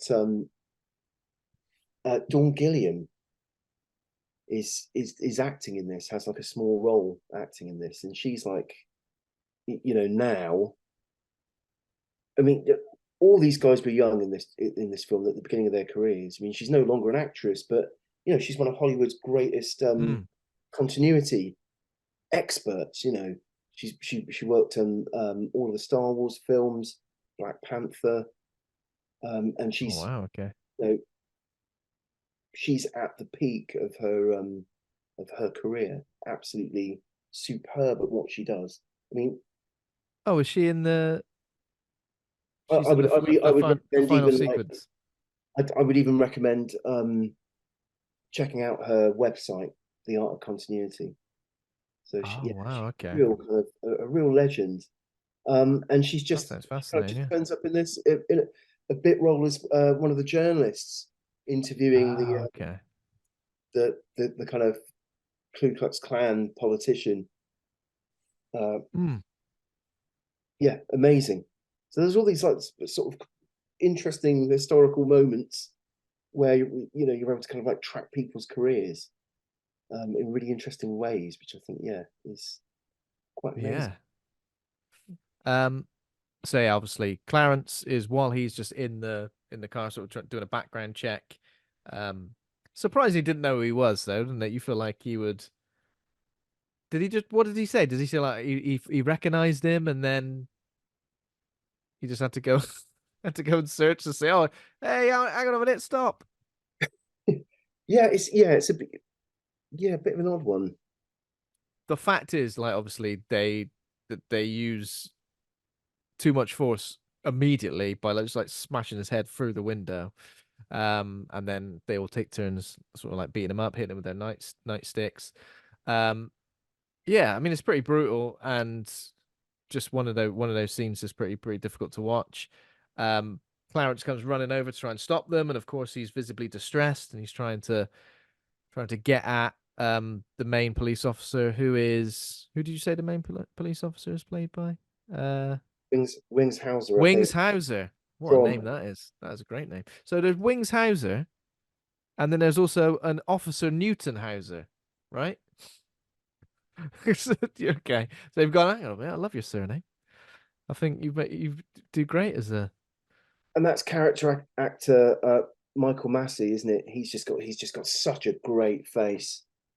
He's the guy that gets uh, yeah. Oh creepy. yeah, when he get Faces, oh man, I had to rewind that and watch that again because that was just a he's great effect. he always plays creepy dudes. Yeah. He's just got one of those amazing faces. No disrespect to him, he does it well. Uh, um okay, so essentially what happens so they obviously Clarence manages to like stop them beating him up, but then they say we need to take him to a hospital, and the officers like sort of agree. Um, and then Smith says that they should be reported for what they did, but the officers are not to break the code and rat each other out. There's an interesting line here where who is it who says to Clarence that they say his dick is green, where because he hasn't been on the like your dick is green, you haven't been on the streets long enough. These guys have been risking their lives year after year. So it's almost like it's interesting to kind of understand. Erosion of morality, isn't it? Yeah, yeah, yeah, yeah, And it's that's a really good way of putting it. Yeah, must be to be on side. You must be complicit in our actions of yeah, crossing the line and kind of cutting corners and yeah, using their power and authority. mm, Um, and a kind of and there's a kind of tragedy to that brutality, which is these are men that have just they've let their kind of consciousness and their consciences be eroded and mm, compromised. You know, yeah, it's and and it's obviously puts Clarence in a very like well super difficult position, isn't it? Where do I immediately like what is it first night on the job? Do I on my first night allow these morals to immediately like to align with the morals of these people like on your first night on the job? Like that feels it's the ultimate insane. moral conundrum, isn't it? And it's the thing that I think most good human beings fear. You Yeah. when people are forced to have to make these really kind of Yeah. compromised or uncompromising decisions, and it's sort of which I think is always a great kind of story motivator is that kind of that kind of moral Mhm. blurring of the lines. And Yeah. because the question you ask is, what would I do in that situation? Would I be able to kind of Yeah. And I hold mean, around and call out that injustice, or would you just kind of I think everybody thinks that yes, of course they would, but and that's not to say I wouldn't. I'm just saying it's very different when you're in that situation. Because maybe, yeah, I mean, it's just yeah, very difficult when you're in that situation because obviously Clarence would be thinking in this situation about his career, about his livelihood, about sort of wanting to make it as something he's worked hard for, obviously, probably for a lot of his life to become a police officer, and I mean, now already. this is why what makes it the best vignette, the best opener for, because the stakes are so high. Hmm. Yeah, the stakes are incredibly high, and we see pretty much immediately um, what taking one decision seems to have in store for Clarence. So yeah, so essentially they um, take him to a hospital. Well, they don't take him to the hospital. They take him to the docks. Um, and Strom shoots Morehouse up with some of the heroin that he, Newton, and Billy have been dealing, and then right in that last moment says to him as well, "You were right. Something you've obviously been striving working against police corruption. You were correct about the drug dealing. We have been doing it." Plants him in his car and then pushes it into the water with Morehouse still inside. And yeah, and essentially the press just label him a hypocrite. So it's not only that they've killed him, they've taken his life, but they've also taken his reputation and destroyed that as And well. again, and Which again, of course, that's is a like a profoundly significant point there. That's not exaggerated. I mean, we know that that's happened throughout history to kind of hmm, um, black organisations, um, corruption of the LAPD. If we hmm, think about yeah, of course. the history of that, quite a bold statement as the It's quite a opening bold. line. It is incredibly bold statement, isn't it? Yeah, it is, and I'm sure it would have ruffled some feathers, you know. Uh, which again, talking about horror, I feel like horror should ruffle feathers. It should be the thing. Like a lot, I hear a lot of people say, "I'll keep politics out of this and that, keep politics," but it's just like politics, by its very essence, is like humanity. So I it think all, horror is innately political, though, isn't it? I mean, yeah, no, in it its is, yeah, yeah. nature, it's confrontational. So it's and it's about pushing the boundaries, testing Hmm. our sort of self awareness.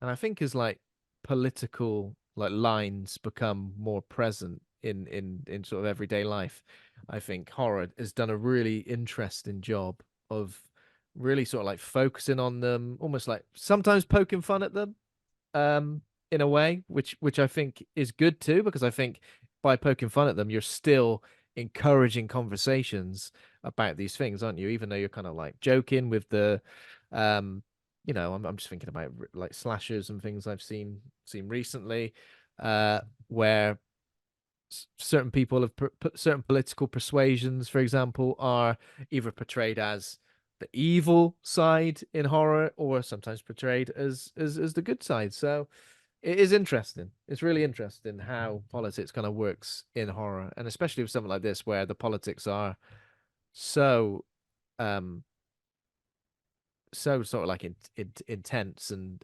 very hard hitting. Like we're supposed to think, okay, I'm even as a viewer of a film in 1995, I feel like I'm already being encouraged to make some sort of decision about like where do you stand morally in this? And that again, how many sort of genres of films do you kind of feel like you have that pushed upon you immediately? And it's great, really, isn't it? Yeah, I mean that's the hidden joy of horror, isn't it? Is that it kind of we're able to, for an hour or two, we're able to walk literally in someone else's shoes. Mm. I always think like a possibly another good uh, another film that I feel has a similar sense of sort of world building um, and kind of aesthetic position is um, People Under the Stairs. Wes Oh Craven, yeah. which I think Yeah. that would Okay. make a great double bill with Tales, I think. Yeah, I think so. I think it's a similar sort of era, 91, isn't it? We covered this film. I don't know when we did that. It was a little while ago, I think. Uh, but yeah, definitely. Definitely. I feel like this could easily be That's a his vignette finest. in yes. Um Poindexter. That's it. That I think that came up in a quiz or something recently, and I couldn't believe I knew the answer. That's Poindexter. I remember. Um, yeah, I feel like it definitely feels like it. So the next part of this vignette is a year later. Smith's left the police force. He's guilt consumed. He's drunk. He's walking around the neighborhood. He's hearing the voices of Morehouse. He's hearing he sees a mural of him. And this obviously is incredibly great shot where he sees Morehouse crucified, saying, "Bring them to me." Um, yeah, this is obviously a very intense um visual as well, but it's great. Like it's really well lit. It looks genuinely pretty terrifying. And Smith manages to convince the three police officers to meet him at Morehouse's grave on the anniversary of the murder. Um, these police officers haven't learned a goddamn thing. One of them's had a haircut. That's it. That's it. Much. But again, back to that notion of of means of production and production value. You're hit with a huge pyrotechnic there as well. Mm, The production value is fantastic, I think, and like you'd said, that whole street section with the ghost of is so beautifully lit mm. um, and shot. It's fantastic in the sense of sort of practical effects, scale, Yeah, yeah, world definitely. building. It's The it's all world on building, the screen. the world building is great. Yeah. And you can already see where this is going to go at this point, and I think that's when you start to really think, yes, come on. Uh, so obviously they kind of like belittle Clarence a little bit, obviously, because it's one of these moments where you just feel like this is like in terms of justice and everything like this is just so unfair that the one person who wanted to do the right thing that night is the one who's now living such a terrible existence, just like racked with guilt, just drinking his days away. So they insult Morehouse to the point where Strom just says he's going to take a piss on Morehouse's grave, which I think even shocks the other police officers, doesn't it? Even the Yeah, other police officers are like, "Oh my god." Um. So yeah, yeah. he starts doing that, and he starts berating the others to kind of join him. And I mean, I've never pissed on a grave, but I get I get fear enough standing next to someone in a urinal and having to need to pee, let alone standing next to someone and then pissing on a grave. God. But it's about the desecration of the sacred, isn't it? And it's Mm. sort of after they've harmed and killed this man, that there's such little respect Yeah. for him being. It's that desecration. It's almost like how much further can it go because they desecrated him, his physical body, then they desecrated his reputation. And it's like how much further can it get? They're willing to take it even that step further, which is to Yeah. desecrate his grave. And it's when you see actions like this from And that's the characters where you're moment, just isn't like, it, which kind of like is the conduit for supernatural payback, yeah, supernatural justice. hell yes. Um, so so I think the other two are getting ready to kill Clarence, aren't they? They're going to kill Clarence. Um, but the zombified Morehouse bursts from the grave, drags Billy beneath the ground by his probably still urinating penis. And then Morehouse bursts from the ground in like, I mean, literally Billy's still beating heart in his hand, which is insane. And again, in another film, you could be like, okay, that's ridiculous. That's a bit silly. In this, I think I was like, holy shit. Holy shit. Um, The cops start firing at him. They yeah.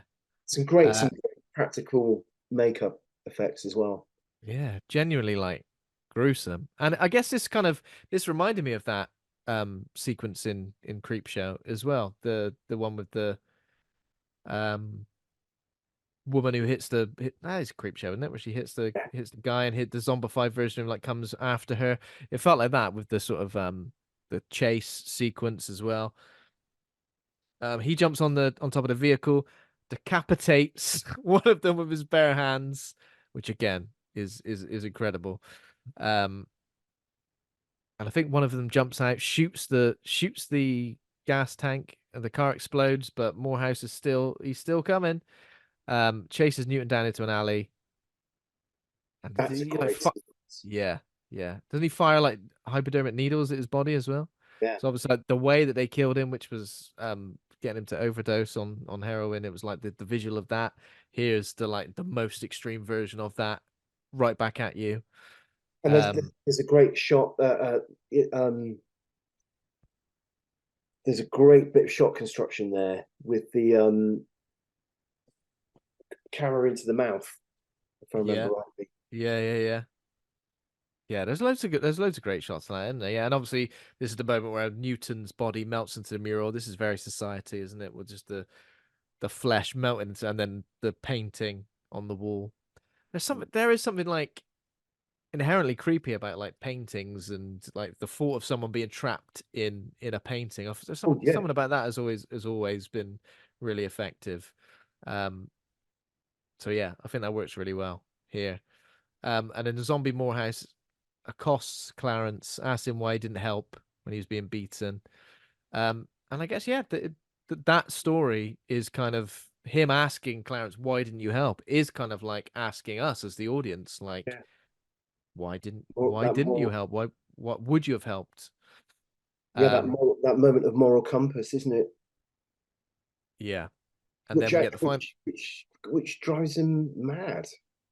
which In drives him mad. Yeah, which again doesn't feel fair. Like even though we get karma in a way, well, I say karma in its very loose sense of the word, but still, retribution on the characters who committed such acts. Still, like an innocent character in this, as well as Morehouse, but an innocent character still goes mad, which is yeah. I guess it shows that in all instances of this, there are everyone's victim. harmed. Yeah, yeah, absolutely. That everyone is damaged explicitly or vicariously Hmm. from acts of abuse of power, Yeah. violence. There are two orderlies outside the cell. They mentioned that he killed the police officers and that he used to be an officer himself. So again, Morehouse's reputation forever tarnished, and so is so is Clarence. The police, I bet everyone thought they were heroes, but they were given a yeah, yeah, It's a dark tale, and the way it ends. Yeah, I think it's at that moment where you know that this is going to be a yeah, potential unrelenting journey. yeah. And again, one of those stories where um, uh, a person who's quite sort of in terms of Martin Ezekiel Morehouse, a city councilman, black rights activist, somebody who was clearly quite high up in society, who had achieved so much.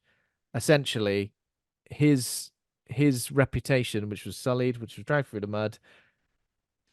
Literally no matter what he's achieved in life, he seems just because of the color of his skin. In death, he is given no more respect than sort of anybody else. And these police officers, again, just because of the color of their skin, despite everything they did, are kind of treated.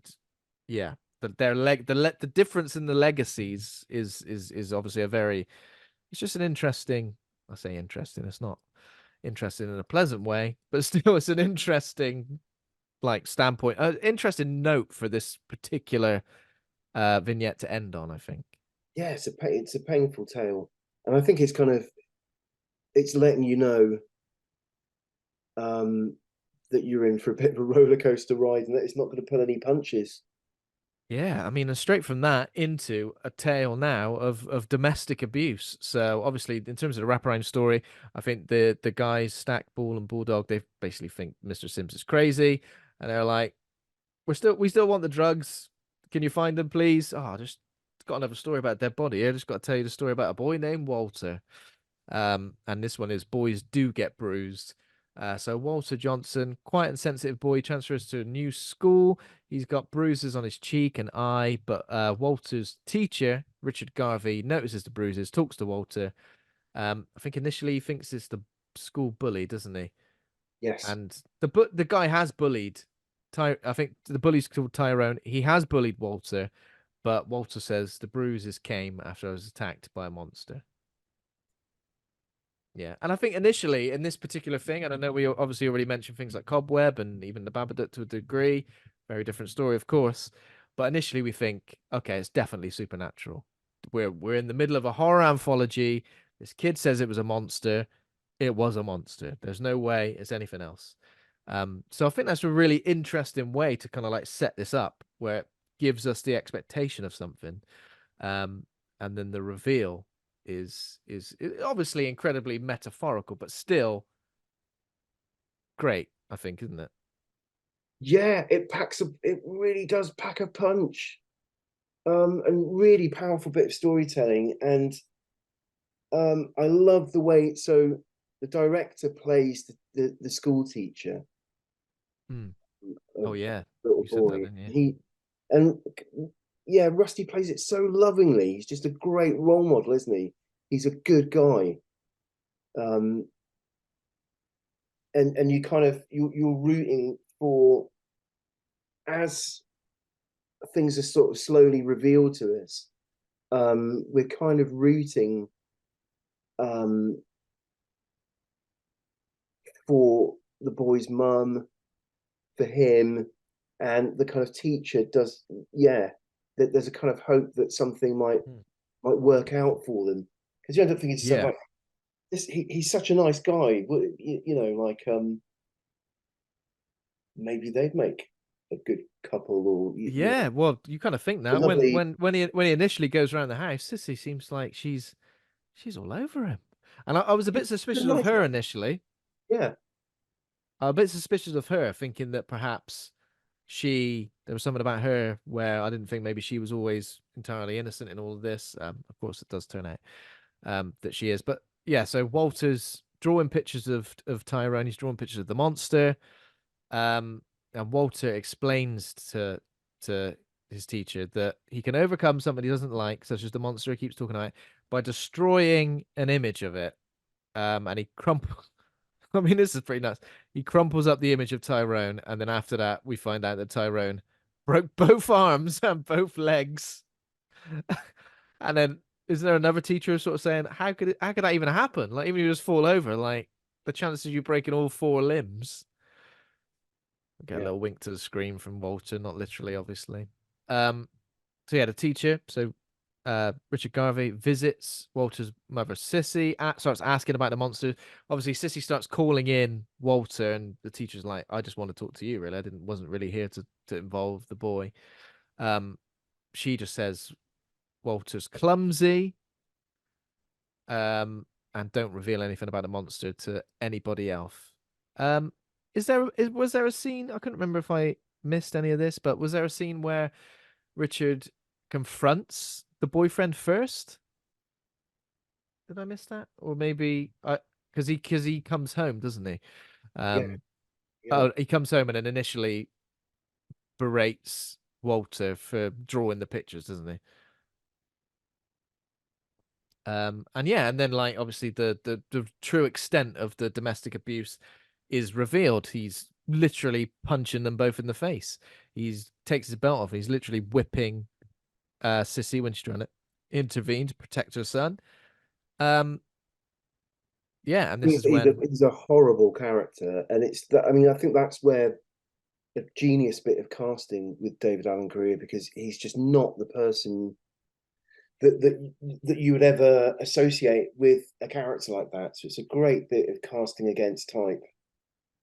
Yeah, yeah, definitely. As I said, I think he's primarily like a comedy actor. Yeah, I mean, we would more often than not associate him with much sort of like warmer, friendlier Yeah.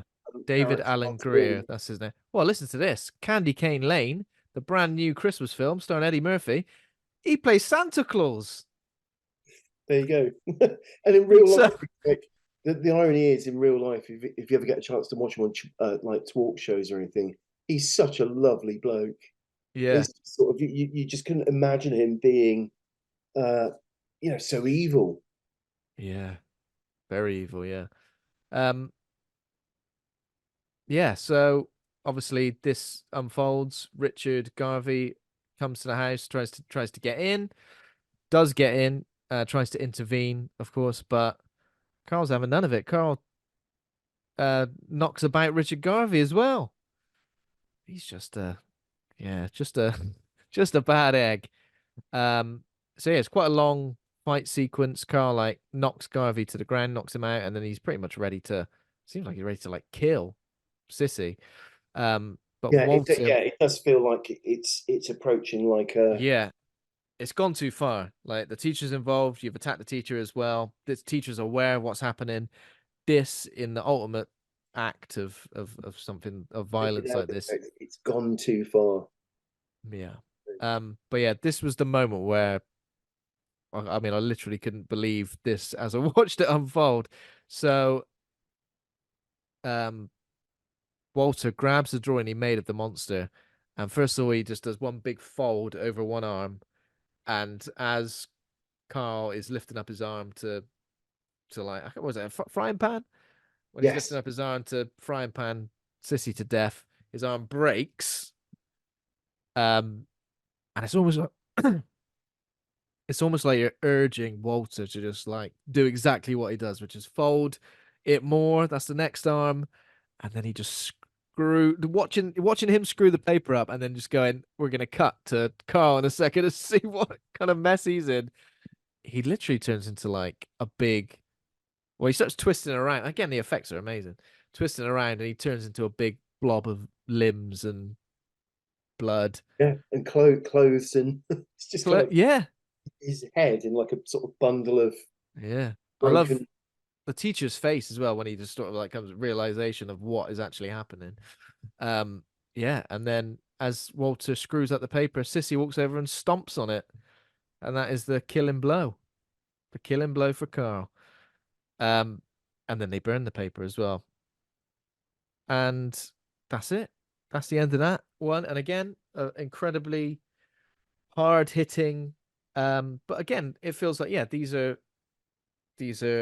very intense stories where the oppressor in each story does get their comeuppance. So in a way, there is like a fantasy element to it. Well, of course, but it's still incredibly satisfying when we see it sort of all unfold.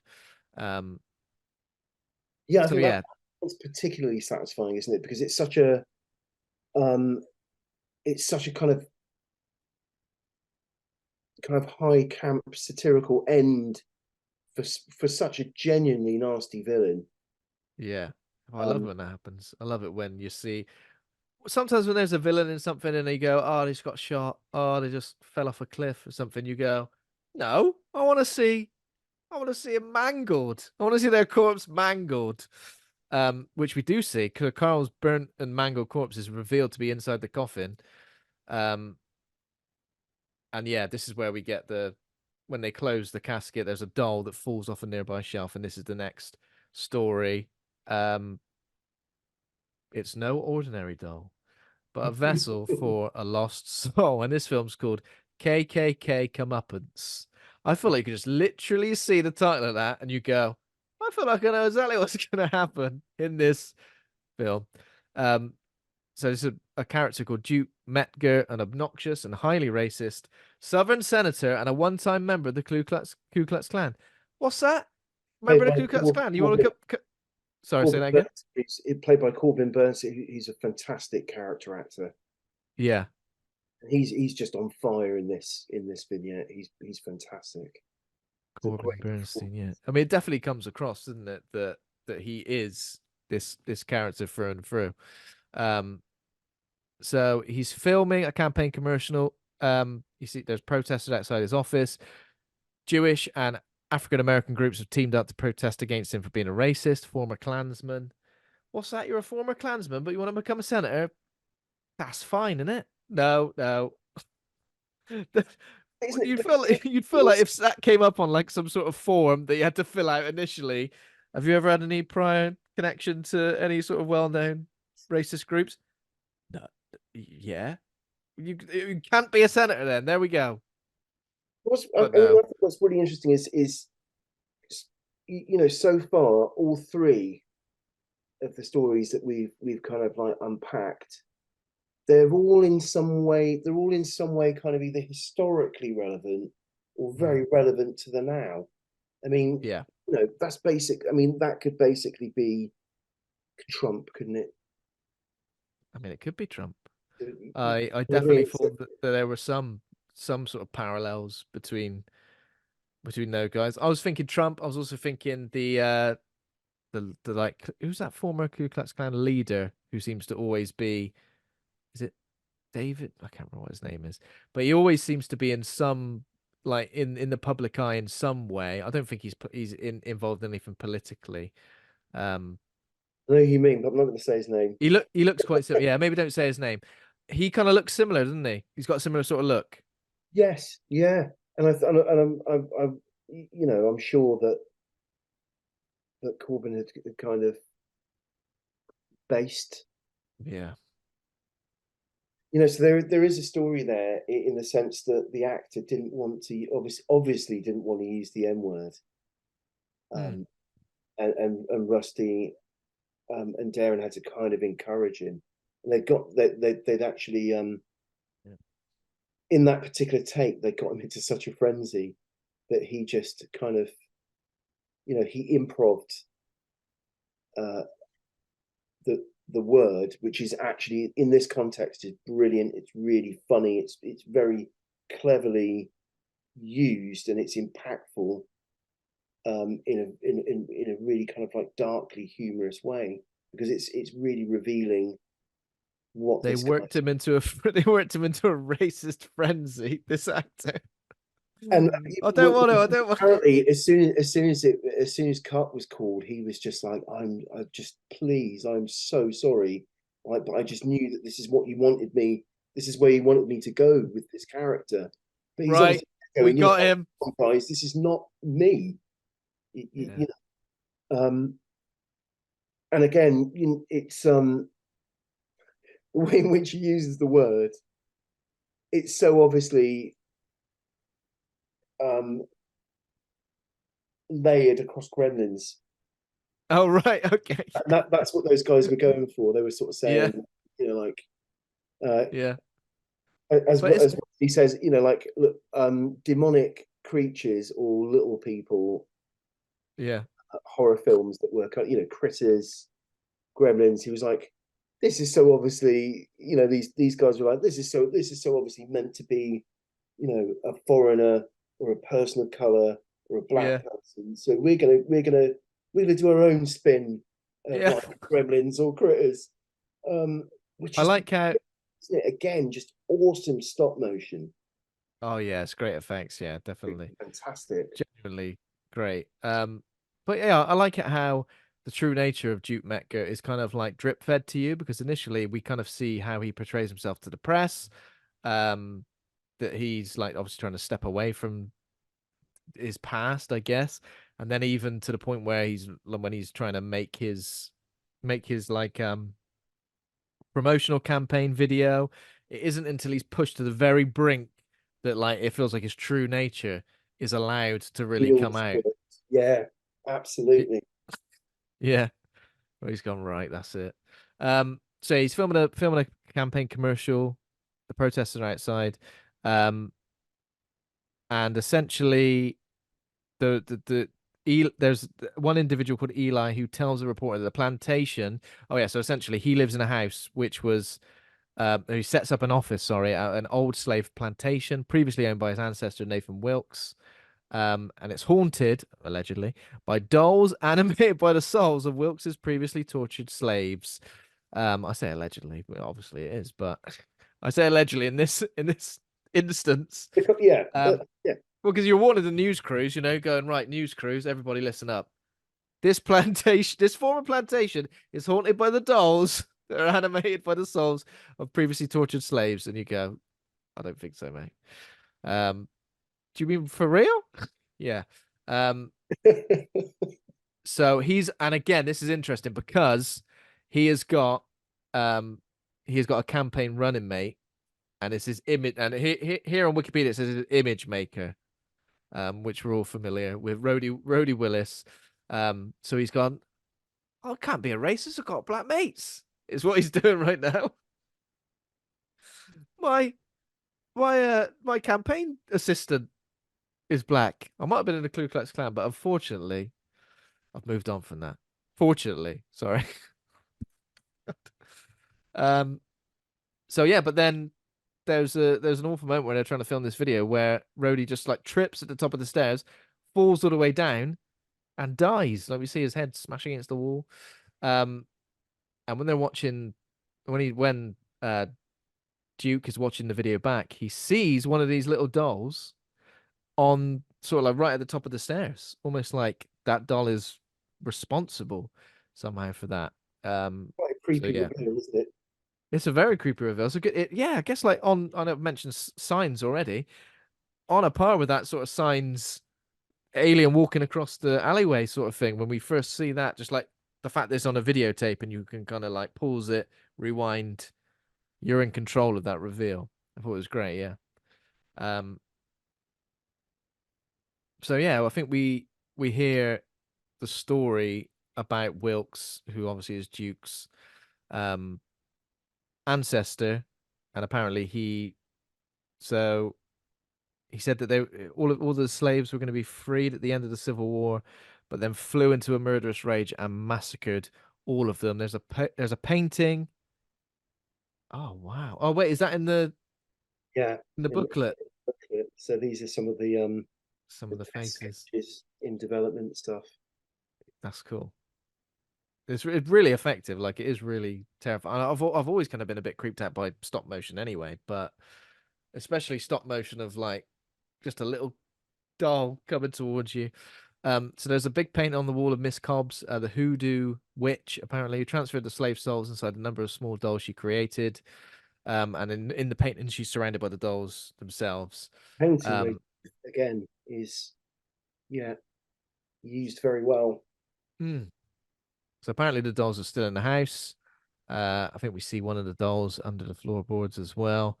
Um, yeah, obviously we've already revealed Rhodey sort of stumbles, falls down the stairs. We see the funeral. And I think even at this point they're like, even the press are like saying you should just move out of that house. It's not a good look. And he's gone, nah, it's fine. Someone's died in it, whatever. Uh, and he sees one of the dolls, doesn't he, after the funeral as well, doesn't he? And he pulls over and throws the doll like, out the window into the street. We've obviously already mentioned seeing the doll. Oh yeah, the blank spots on the painting. That's it. As soon as the dolls are kind of like seen in real life, these blank spots appear on the painting, almost like they're coming out of the painting and coming to life. Again, this is great. I love the painting stuff in the previous vignette as well. Sorry, the first one. Thought that was all really effective. And again, something super creepy about like paintings somehow being alive. Um, Yeah, I mean okay, and that's is kind of oozing Hammer vibes, yeah, isn't it? Or Amicus vibes. yeah, most definitely. And then we get the big fight sequence, of course. The doll is alive, running around, Yeah, a attacking. I mean, wild bit of character acting there. Really, really yeah, great. because I guess he was just like in the room on his own, just It's really fighting. good. But I mean, like Darren and Rusty have got really brilliant senses of humor, so I think they really enjoyed that sequence. Mm. Um, Yeah, yeah, yeah. It seems that way.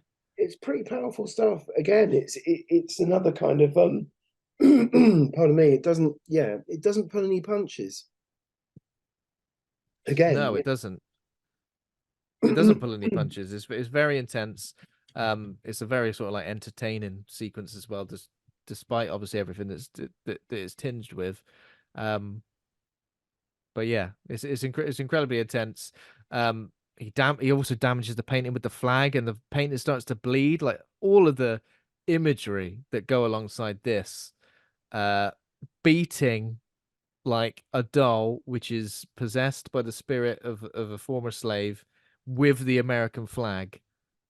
Like it's some you might think like, oh, that's a bit heavy-handed in terms of imagery wise. I mean, literally as well. But I mean, I think it's within the context of this and this film and Powerful everything. I think satire. it's powerful. Yeah, Yeah, for yeah. sure. Um, yeah. So what kind of happens next? All the dolls kind of come out of the painting essentially, don't they? He starts getting a shotgun as well. Um, and he has a big old rant at the painting at one point. I think, yeah, when it officially all comes to a head and all of his racism is right at the top, bubbling and boiling, that is when it all comes out and he kind of rants at the painting. And then it's kind of like it's a literal return of the repressed, isn't it? Hmm. In the horror tradition, but it's kind of like a return of it's a return of the repressed and a return of the oppressed as well. Hmm. Really kind of yeah, it's kind of like a powerful, Hmm. I mean, the powerful. visual of all the doll images, all of them fade into white as well. Yeah, Um, but yeah, so all the dolls essentially attack him. I don't know. It says here an army of dolls.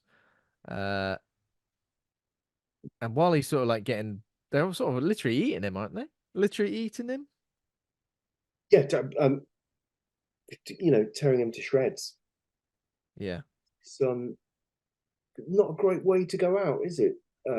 Murdered by an army of possessed dolls. it's not a good way to go out, Adam. It's not. I could think of, I could think of many other ways I'd like to, but perhaps for Duke Metger, it is a good That's way for him to go out. absolutely what he deserved, Yeah. essentially, isn't it? Um. After we could see that he was more than willing for his for Rhodey to die in the way that he did. He's a scoundrel. mm, a scoundrel. I think that's a yeah. It's a good way of putting it. Okay. So after this story, oh yeah, Miss Cobbs disappears from the painting as well. She manifests in the room, holding the doll in her arm, satisfied at the carnage taking place. Um, yeah, so in the wraparound, approaching the end, but the wraparound with the dealers now, they've grown impatient. They're not wanting to listen to any more of Mr. Sim's strange stories. But then Bull notices a corpse in the other room, alerts the others to see it. Uh, and then Mr. Sims asked him if they knew the man inside the casket, and Bulldog said it's just someone they've seen around their neighborhood. But then Mr. Sims explains the final moments of the man known as Crazy K. Um, and yeah, I guess what's kind of interesting in this is that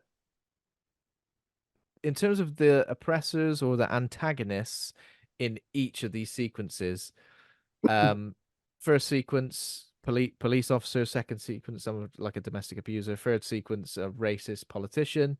And here is where we're approaching something again, which is an interesting topic of conversation for this film to be having, which is black on black violence. In terms of again, maybe even more so. I mean, feel free to correct me, but even more so of a difficult conversation to have in this realm, would you say? Yes, and no, in the sense of on a personal level, I think it's an amazing way to finish Mm, up the film because it ties okay. all the different kind of themes and the kind of complexity of the kind of haunt. It really is a film about the American nightmare, isn't it? And it's about uh, it's about unpacking all of the different complexities of American society from Mm. from sort of top to bottom. You know, police corruption, corrupt politicians, domestic violence and abuse, um, and kind of gang culture and black on black violence. And I think it's important for it to end in such a way. Mm. Um, and it's kind of like a bit of a homage to um, Clockwork Orange.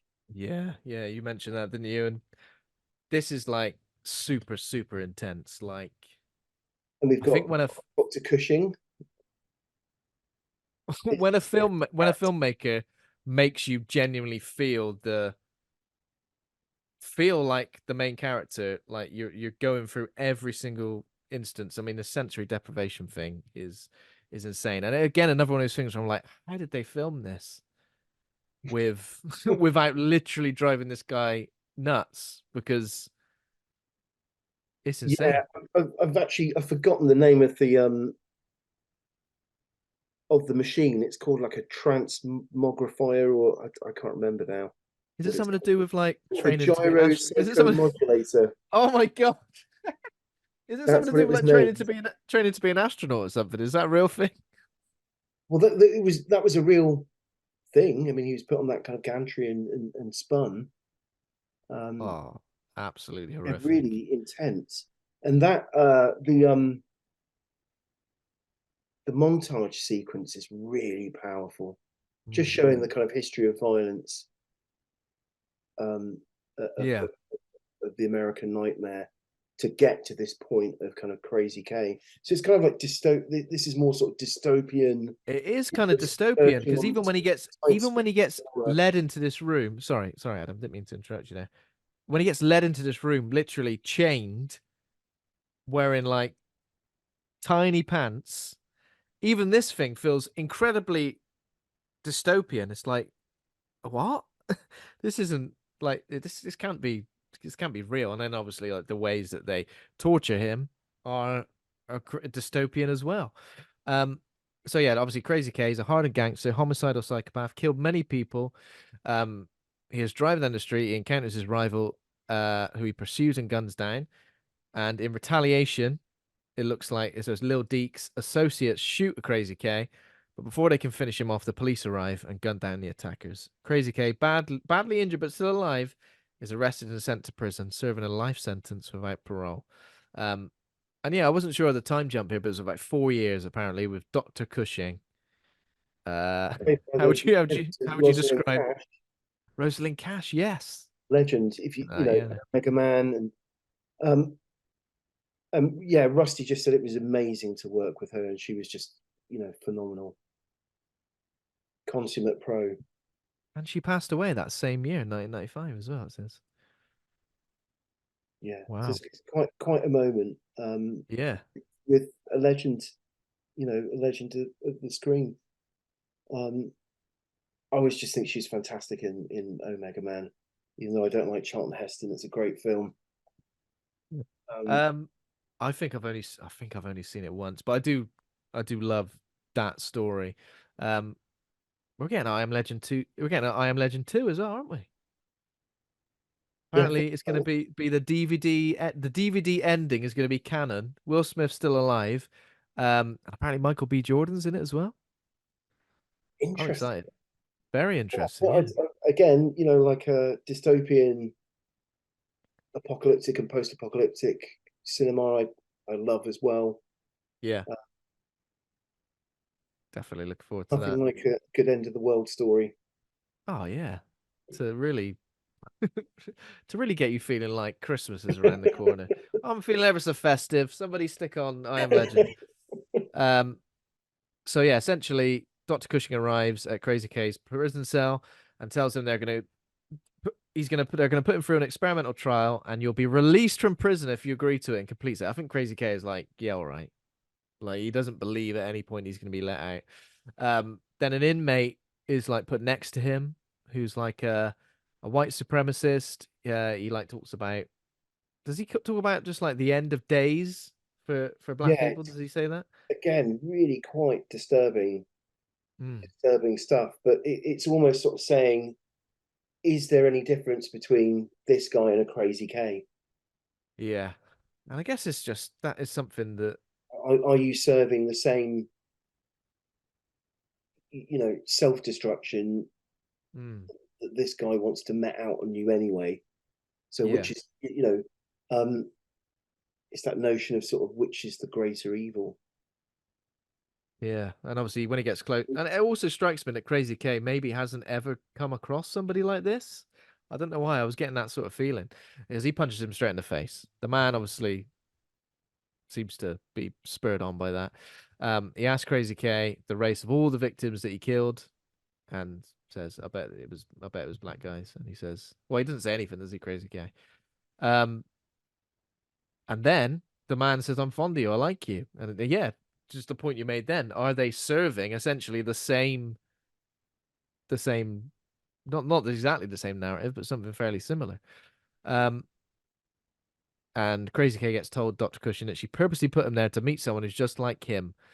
Um, she's been hired by the government to administer a rehabilitation process on him in the hopes to change his ways.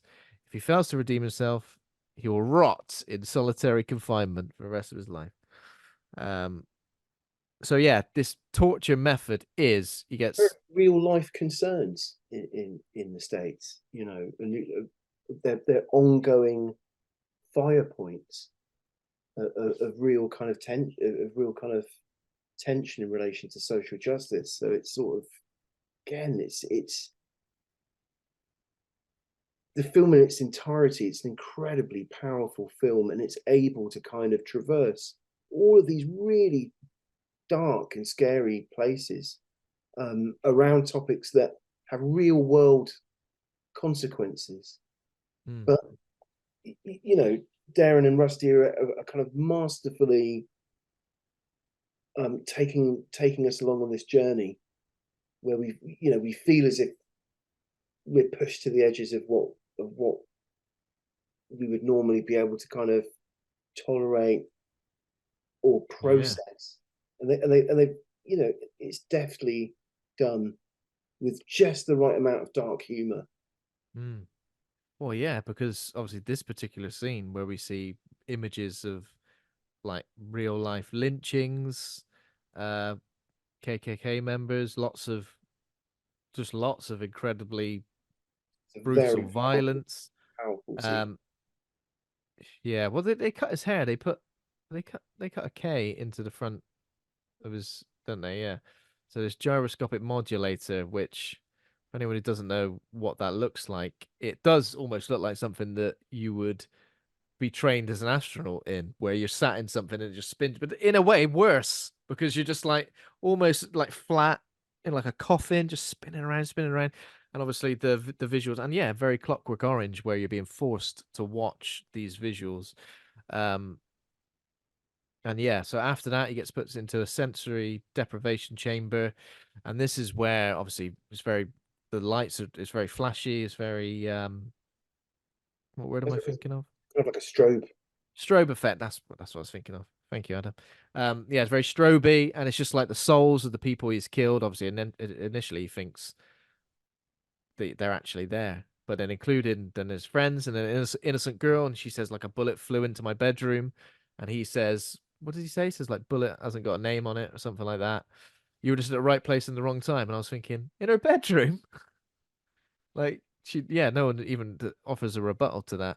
But Um, these, and that's the tragedy, is that these things happen. mm. Yeah, and I mean, he does hint at personal abuse in his childhood, but he essentially refuses to accept any responsibility for his crimes. Dr. Cushing says, "You won't get another chance." Um, and as he refused the opportunity to redeem himself, Crazy Case transported to the moment where he was shot. And this is, I guess, is supposed to suggest maybe all of that was not real. Maybe all of that was in his head, in his final moments.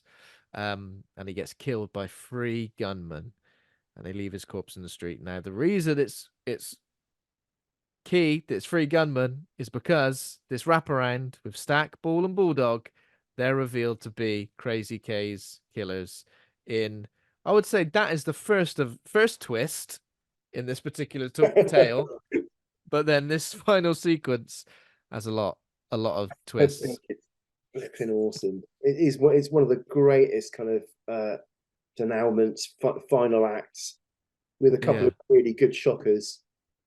Because Sims, even though like yeah, he's a bit quirky and a bit of an oddball, he doesn't feel threatening in any way. But as soon as he starts into this sort of like monologue where he's sweating and shaking and telling them that yeah, well, how it's revealed, like it's so intense, but how it's revealed that everybody looks into these corpses. They've obviously had enough of him. They're like, right, show us the drugs. We're sick of this. Um, and he leads them to look at these three closed caskets where their reward is. And as each one opens it, it's their own corpse. You're already dead.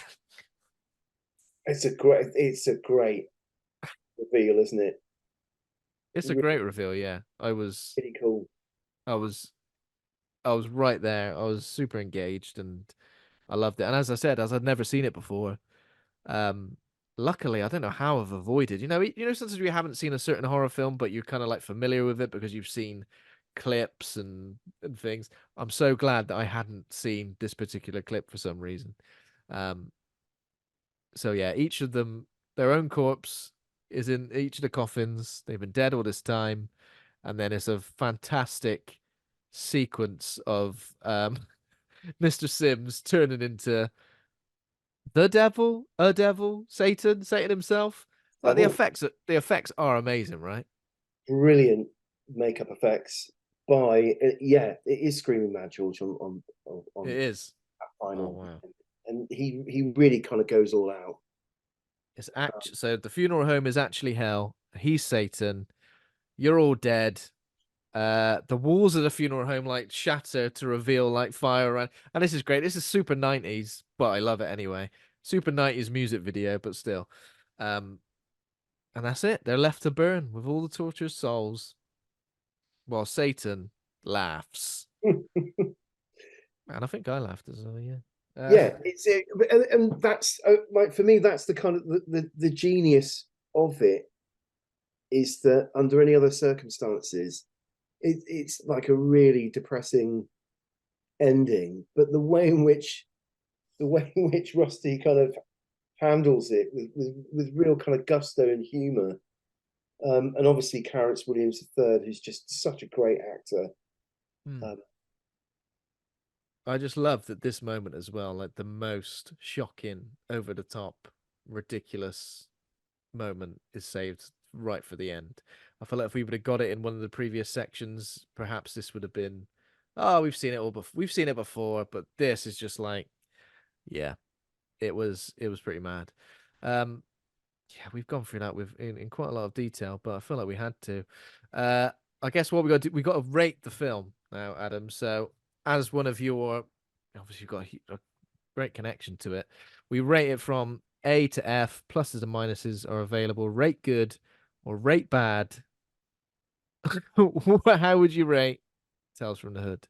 well, I'm going to be probably a little bit biased on it, but um, yeah, I think it's magnificent. I really do think it's a film that does, it's a cult classic and it deserves every accolade, because it's a film of many firsts, but it's also a film that is part of kind of a prestigious timeline of black horror storytelling. Um, and I just think, yeah, hats off just for that, really. Um, and on top of the fact that it's really a film of its time. It's got some of the great horror special effects artists of that era, and for these guys, they've gone on camera saying it's some of their finest work of their careers. So it really Oh is wow. a unique and uniquely special film. Um, yeah, and I think like what as you were saying earlier, it's one of those things whereby if you've not had a chance to see it yet, it's you'll be pleasantly surprised. Yeah, I think Because it so. is yeah, it's a real thrill, and the world building, the atmosphere of it, it's great. And on sort of repeat viewings, that's something I'm definitely more drawn into. Is these very separate worlds that have been Mm, bespokely created, um, but the wraparound just keeps it yeah. centered. The pacing of it's good. It Mm, doesn't. There isn't a moment where it kind of feels like it's kind of lagging in any way, or it's quite a svelte beast, oh isn't yeah, it? definitely, most definitely. Like it was like 1 hour 40, which is a decent length for like a film of this magnitude anyway. But yeah, it definitely has great pacing. It's the Are you right spots. does that mean you're going for full marks as high as Um, possible? yeah, I'm going to go for full marks. I'm going to go for full marks on Tales from the Hood. And A not just plus? because I'm kind of like kind of biasedly leaning towards it, but it really is a So stand A plus? A plus, yeah, A definitely. plus. I like it. I personally, so I would, it's rare that I would go as high as an A, especially for a film that I'd not seen before. But I'm just trying to think about like how I compare it to things like Creepshow and the Twilight Zone movie, like in terms of an anthology, um, which I think is kind of fair to compare them to things like that. And I don't know. I just feel like each story with this had so much more weight. The wraparound story was better. I kind of understood the stakes of it a lot more. Whereas I think Creepshow and Twilight Zone movie are good, but I think it's kind of like just an excuse to see a kind of cool idea in a shorter form. And I think I rated those films kind of like B plus. So I probably am gonna have to go in the A territory. I'll go for A minus simply because this was the first time I'd seen this film. So obviously, I don't know what my expectations were going into it. I don't know if I had sort of a huge personal connection to it beforehand.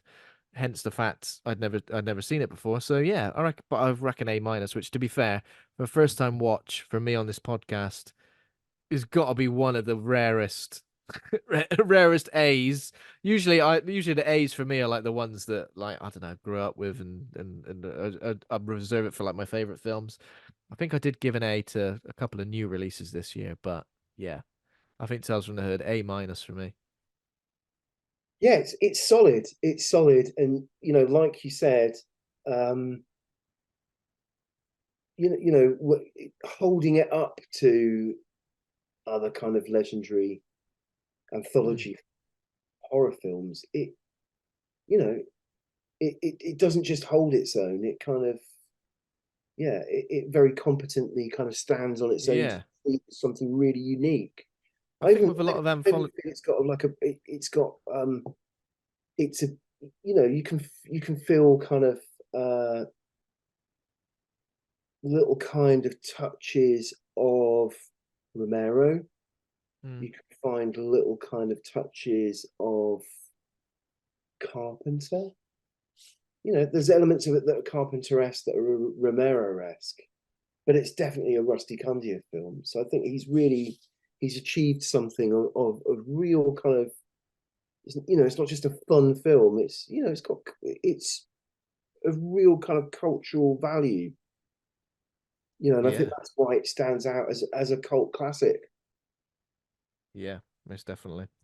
I agree, and I will be recommending it to people. Oh, you got a horror film podcast? Can you recommend us a film? Oh, well, I suppose The Exorcist is good. No, I've got this is going on the list for things I'm going to recommend, especially like as an anthology, because probably don't get as much love as they should do anthology films today. So, uh, well, Adam, thank you so much for joining us. Where can our listeners find more from you and the Bristol Black Horror Club online? So you can check out our website, and there's going to be some updates coming up, a bit of an overhaul of the website for the new year. There's a few things on the horizon. Nothing I can kind of. It's a little bit top secret for the time being, but you can kind of catch up with us on Twitter is probably the best platform, Hmm. or X as it's known now, is probably the best platform to kind of like find out what we're up to. But yeah, I kind of just sort of winding down for the end of the year. What I would say is for Bristol residents, there's a cables and cameras event coming up at the Cube. It's going to be the last one of the year. I think there's going to be Great. a we're going to have a raffle prize with prizes because it's Christmas. And Love actually, a raffle.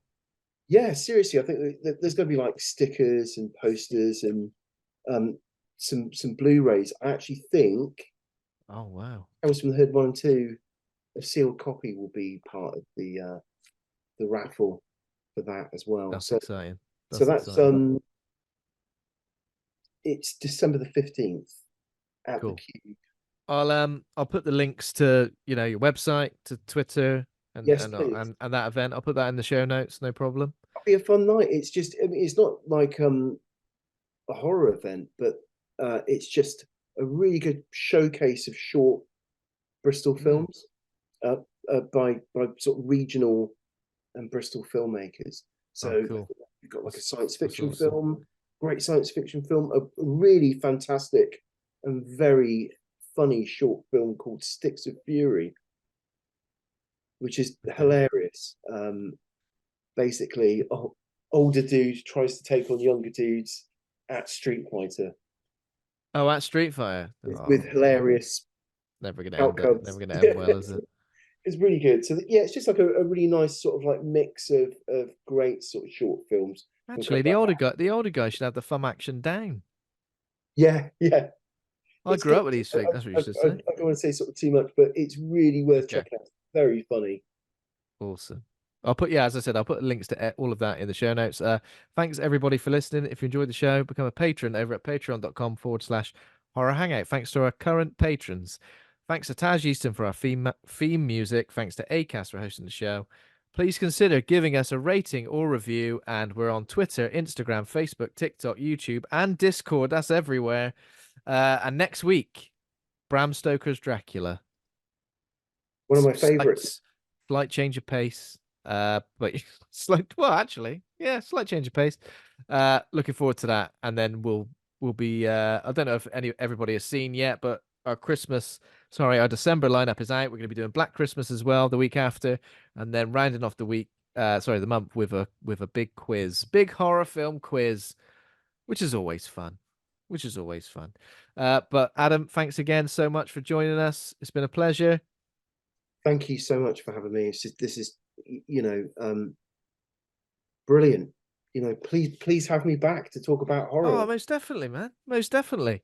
100%. It's been great chatting to you. Loads of really interesting stuff, loads of great anecdotes. Yeah, just really, really fascinating stuff. And again, even though I enjoyed the film, I think sometimes talking to someone else who loves it loads, it kind of gives you a whole new understanding of the movie, and a whole new love for it as well. So yeah, definitely. Awesome. Thank you so much, Adam, and we'll see you soon. Thanks. Take care. Bye bye now.